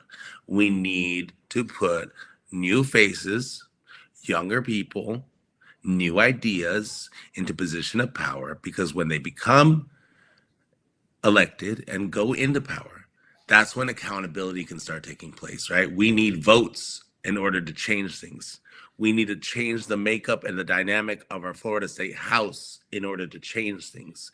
We need to change who the governor is. We need to have a Democratic governor. We need to have at least some balance, right? Some people will tell you that's not going to happen in the next 20, 30 years, right? But we can make this happen. We can start the seeds of it. We can start electing people differently, right? If your elected official doesn't come to your neighborhood and does not talk to you, then you go to his door and you go to his office and you talk to him. It is your right as a citizen to have representation and for them to hear you out. Call them. If they don't answer the phone, show up at their office. I promise you, you will get heard. Holding elected officials accountable is what I've been doing for the last 20 years. And I've had them not answer my calls. I've had them ignore me. One time I had to drive from Flagstaff, Arizona to Phoenix to knock on my representative's door because he wasn't answering my calls. And that's how serious I was about the issues that I have.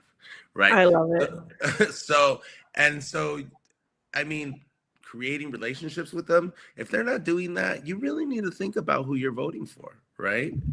You really need to think about, is this person really for me, or are they in it for their career? Being elected to the Florida State House pays $29,000. I'm not doing this because I want to get rich. I'm not doing this because it's going to somehow change my life dramatically. In fact, it puts me in the poorhouse. So I'm doing this because I'm passionate. I'm doing it because it's my calling. And I'm doing it specifically because I love my community. I love Florida, and I love the people that I get to see every day, and I want to help them. I want to help people live better lives because it's my thing. I can't even explain to you why. But the way we change these judges and the things that are going on, because they're going to be there for a while. But if we bring in people that do impeach them, do ask questions, again, it is our duty as citizens to show up to these elections. I know they're not exciting. I know municipal elections are not sexy. Nobody really cares who your city council member is, right?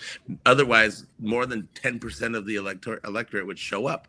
So we need to start making sure we understand the importance of elections, the importance of your vote, right?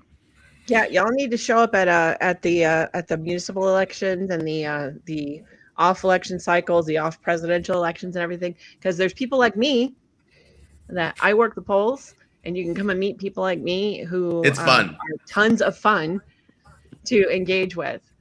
We show up anyway. We have this thing that we do called poll greeting. We give out cookies, we give out slate cards. Like it's a fun event. You gotta make it fun. It is. It is, and I understand your frustration, and people also have to understand. Everybody always loves the presidential election. It's all glitz and glamour. You got Beyonce on the stage. You got people over here dancing. But the elections that matter to the human being, to citizens and residents, the most are your local elections, your municipal, county, and state elections. Those are the people that decide how schools are run, how roads are built, how money will be distributed to build business, right?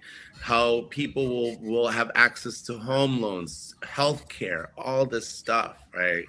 The glitz and glamour might look like it's at the federal level, but really it's the local elections and your local elected officials that get to distribute those funds and allocate them so your life can be better. Quick question. You said that that they make how much? How much did they get paid? State representatives make about $29,000 a year. Okay. So if anybody thinks for a second that this is not set up to be a good old boys kind of thing for rich people, this is your example of how it is absolutely set up so that only rich people can run for office. I'm not calling you out. I'm not. What I'm saying, what I think what you're doing is wonderful, that you are willing to sacrifice yourself. Not everybody's a rich person that runs for office, but they set it up so that it is so you have to live. That's a poverty level. That's poverty level wages. Okay. And so you have to live at poverty level in order to work for one of the most important jobs in our government. And so that means that I can't do that. I'm a single mom, right? I can't do that and pay my mortgage and take care of my kid. And if I do, then I'm going to have to take bribes and all that shit in order. And then I can justify it to myself. And the next thing you know, another corrupt politician, right? So if it's going to be a regular person, it's going to be that, they're going to be tempted way more. So it is criminal that we don't pay a living wage to people that want to seek office, right? So that regular people can go and get that job, can go and apply for that job, because more regular people need to be in the House. The whole reason for the House was for normal, regular Joes to go and be there. The Senate was for the rich people. The House was for us. Yeah, and you will see that, and I want people also. I'm glad you see it that way. I'm glad that you're transparently seeing what is going on, because that's what's going on. And if you look at it, the system is set up so that if you look at the makeup of our House of Representatives and our Senate, you're going to see a lot of lawyers there, right? You're going to see a lot of people with high-paying jobs that have flexibility and able to take time off. And people with money, people that can afford to do it. Yeah. And I'm sorry, but the last thing we need in Tallahassee or in any state house is another lawyer. Okay, yeah, we need more people to, like you said, normal, working class people that I want more union leaders to be elected, right? I want Absolutely. more teachers to be elected. I want Absolutely. more Oh my people God. that work in nonprofits to be elected. I want people that know what is wrong in the community, that actually live it, right? The whole purpose of the House of the House of State House, you know, and in states and in the Congress was for it to represent the people. It was supposed to be the people's house, to represent like the everyday people, not the landlords, not the, you know, the ownership class. It was supposed to represent the working class. Mm-hmm. Absolutely. And we are seeing a turn back to that, to be honest with you, within the voter. And again, politics is complicated. And like I've said throughout the show tonight, a lot of that has to do with who controls elections. And it is time that we, as the voters, take back control of our elections, right? Not the consultants, not the lobbyists, we the voters. That's why it's important for us as candidates to go out there and talk to voters and create momentum, right? Right now, I think a big problem that we have gotten used to is that we always sit and wait for the Democratic Party or for someone up top to come down and like, when are you going to come down? When are you going to save us? Right. If anything, I've learned being in politics and in life, to be honest with you, as a brown gay kid, is that like no one's coming to save me. Absolutely no. I'm not going to get help from anybody. I'm not going to get 1 inch. We say that a lot here. Nobody was going to save us but ourselves. No, yep. There is no knight on the white horse that's going to come save us, people. So what we have to do is organize from the bottom up, right? If we want change, then we need to show up in spaces. We need to show up and make the change. And I understand that it is a lot. I understand that it takes a lot of time out of your life, but we haven't been showing up, and look where we are, right? In my race in particular, you're going to hear a lot about experience, right? You're going to hear a lot about experience.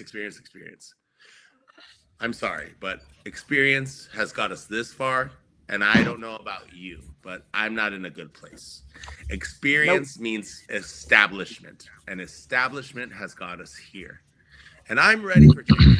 Experience in what? Taking bribes or like I just say I have no changing party experience in taking affiliations bribes. because you lost an election. Right? Yeah. I'm sorry. I don't have any experience in taking bribes or screwing over my fellow countrymen. I don't know. I guess vote for me. Yeah. And I'm tired of losing. I'm going to be honest with you. I'm tired of freaking losing. Can we win something for a change? Can we please show up to win? Were to ask talk to the working people, they would, right? I think it was who was it? Henry Cuellar, right? I brought up to internally, we were talking, and I brought up a old interview that Henry Cuellar did in 2017, right? When he was voting 72% with Trump, right? And he said the only way that the Democrats are going to take back control, right, is if they follow my lead as a blue dog Democrat. Well, how'd that work out for us, Henry? How'd that work? And he's still voting with Trump, and he voted to authorize more funding for ICE right before ICE murdered another U.S. citizen. So, yeah, no, let's not listen to any more blue dog Democrats because they're wrong and failures. And I hope that Cuellar, everybody that Laredo has to vote for is just terrible. I'm really sorry, Laredo. You have no real choices. They ran the progressive off like nobody's business. But and you can tell it. You can tell it just from the phrasing, right? Like talking about Democrats taking back control. They give a shit about control. It's all about control. Like fuck control. Yeah. Right. It should be about basic fucking human rights. 100%. Fucking It's such human a decency. simple freaking message. Yeah. Yeah. I think it's not hard.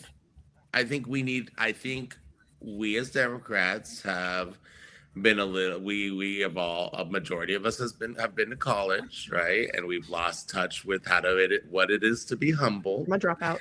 And we need to humble ourselves a little bit and learn how to talk to working class people, because I will tell you right now, I speak to union guys a lot, and I have to many times defend the Democratic Party, but also defend that I'm here to fight for them.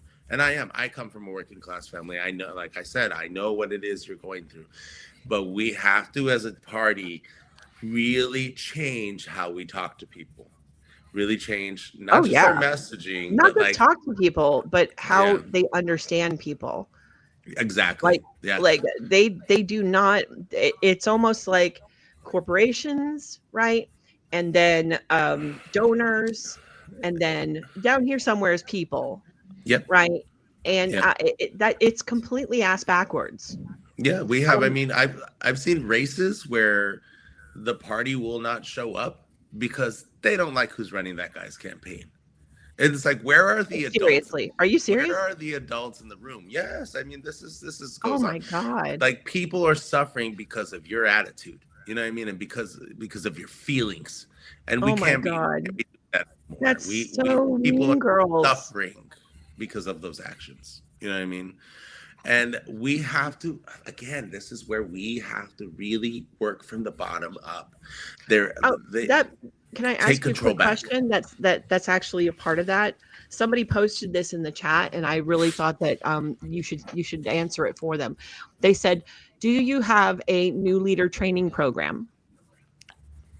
No, I mean, we do, but it's cookie cutter to the problem, right? It's probably something that, like, they're gonna be like, oh, you want to be a new candidate? Here, this is what you got to do. Number 1, raise money. Number 2, get a campaign manager. Number 1 is always raise money. Do you know?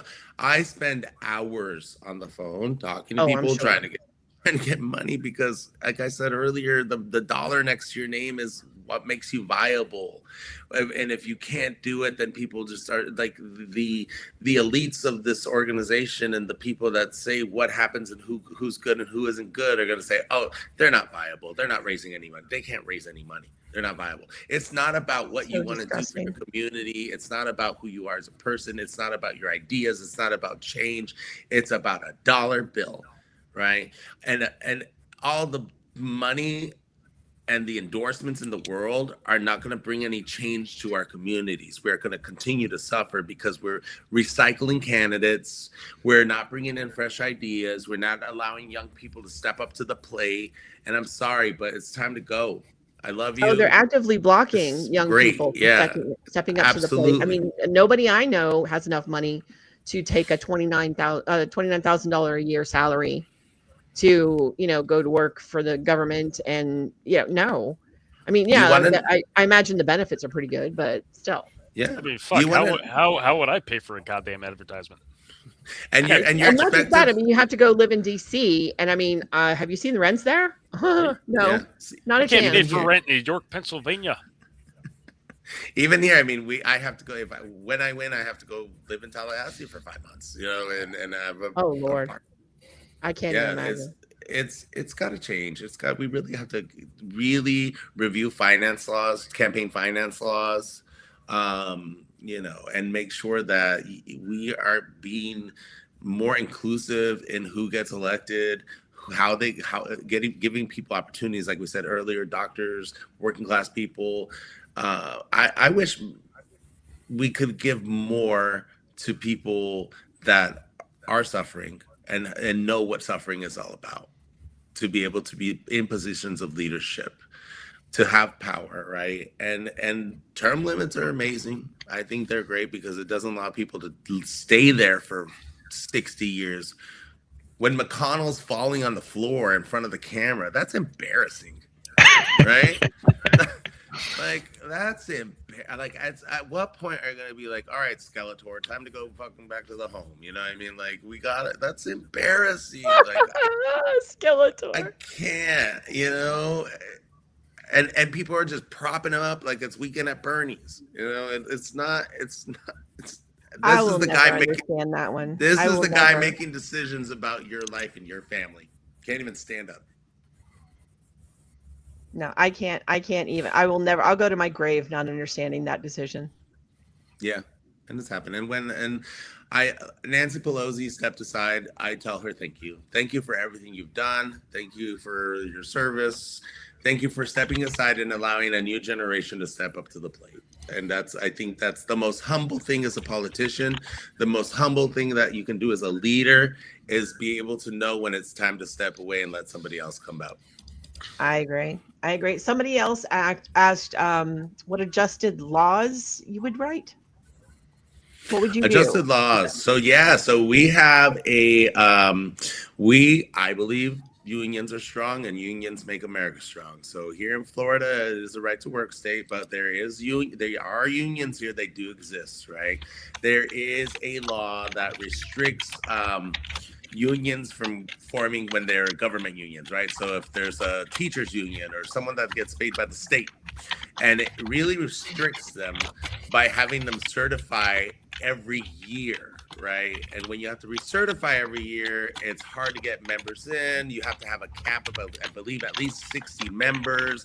So we need to revise that. We need to make that easier for people to form unions. We need to make it easier for people to be able to get members and make our communities and workforce stronger, right? And unions aren't asking for crazy stuff. They're asking for a little. Oh God, no. They're the reason why we have so much, crazy stuff like a 40-hour work week and, weekends off. Ooh, call it crazy, right? Call it crazy. Lack of child labor. Kids can go to school instead of working in factories. Ooh, and they're trying to get rid of these things, by the way. The Epstein class will literally send children back into mines instead of giving workers basic human rights. Oh, they absolutely, that is absolutely on the table. Right. They've already started trying to get rid of like the age of employment, that they tried to lower that. I've seen Sarah Huckabee Sanders out there. Oh my God. I'm tracking. She's such a nightmare fuel.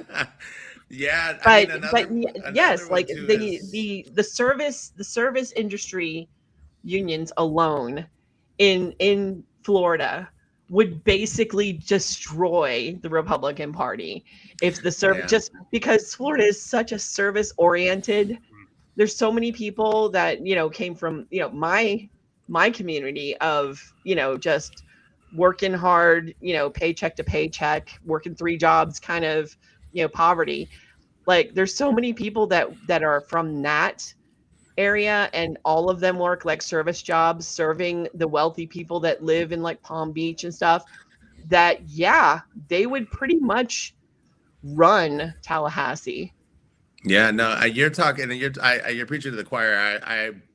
I bartended at an Outback slinging steaks for 10 years, and that was something that I carry with me forever, right? Like I'm like, you meet people all the time that you're just like, oh man, I need to get out of this, but this is the only way I can make money. It's the only way I can pay rent.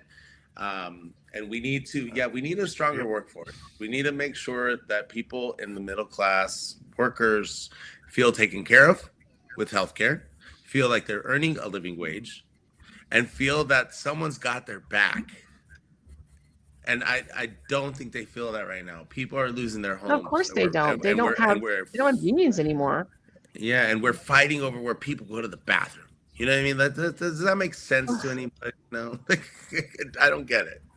What was it somebody said today that Trump was threatening the European nations or something about? Yeah, I sent that Aaron in the Morning article in this admin chat. What was the headline?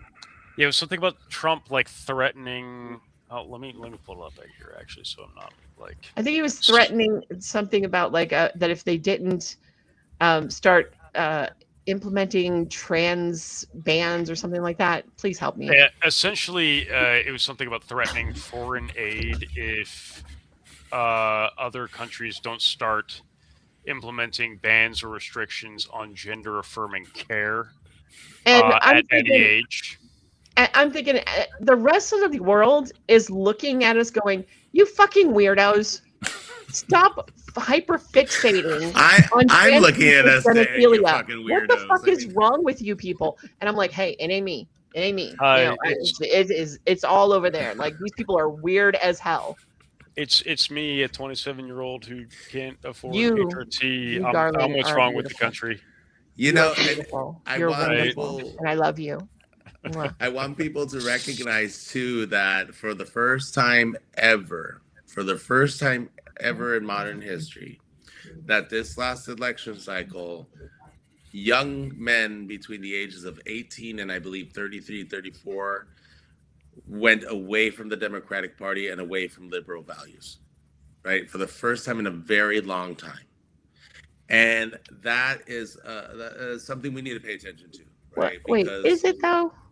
yeah, it is. mean- I mean, we're losing a huge chunk of people here. This is people that have voted Democrat for decades and decades, right? Oh, you mean the people that voted? I was gonna Yeah. say, because like the Democratic Party kind of walked away from the left, like the working class and stuff back in Yeah. Clinton. No, but Clinton this started is the that. first time that there's been such a mass exodus, right? And it's particularly the young men, 18 to 34. And young people in general. Young people have a lot of pressure right now. You graduate from college, there is no work. You're expected to either get married, buy a home, buy a car. You're expected to keep up with the Joneses, and you go broke doing it because there's no jobs. There is no magic place to where you go get that $100,000 a year job unless you're doing TikToks or doing You're preaching OnlyFans. to the Right? choir. Like, I have an it's like, 18-year-old what are we gonna do? that is very, very talented music singer, and she wants to go to Juilliard, and I'm like, baby girl, I love you, but Juilliard is a private school, and you know we would need scholarships and stuff, and they have a 3% entry acceptance rate, and Yep. you know, so yeah, it's tough. And I'm like, and once you get out of there, a degree in Juilliard, I looked it up. Degree in Juilliard, most of the people that walk away from those with a degree in Juilliard, their salaries don't even hit 6 figures. No, and you're left with student loan debt. I graduated with some student. I graduated with about $50,000 student loan debt after Montgomery GI Bill, after the Navy College Fund. I still had $50,000. Oh my god! That now has turned into about $80,000, and I'm sorry, U.S. government. I'm never gonna pay that back. Like I will be in my grave by the time I pay that back. Like it's just not feasible. Even if I made. They're gonna make it to where your kids have to pay it back. You know that they're gonna just transfer it to your children. Again, wild for education in America when we were told go to school, get a degree, and you will get a good paying job. Yep. Right. We were told that, and now we're in other countries, especially countries that we send billions of dollars to, like Israel, right? They have stuff that we wish for. They have, like, you know, free healthcare. They have, I think it's heavily subsidized or free college. I don't remember which one it is, but yeah, in most of the rest of the world, yeah, they get the free healthcare. They get the free college. Even I think it was Ayn Rand, who is the libertarian darling. Yeah. She got free healthcare, you know, because she was poor when she died. She got free healthcare here, but she also got a free college education before she came to the United States.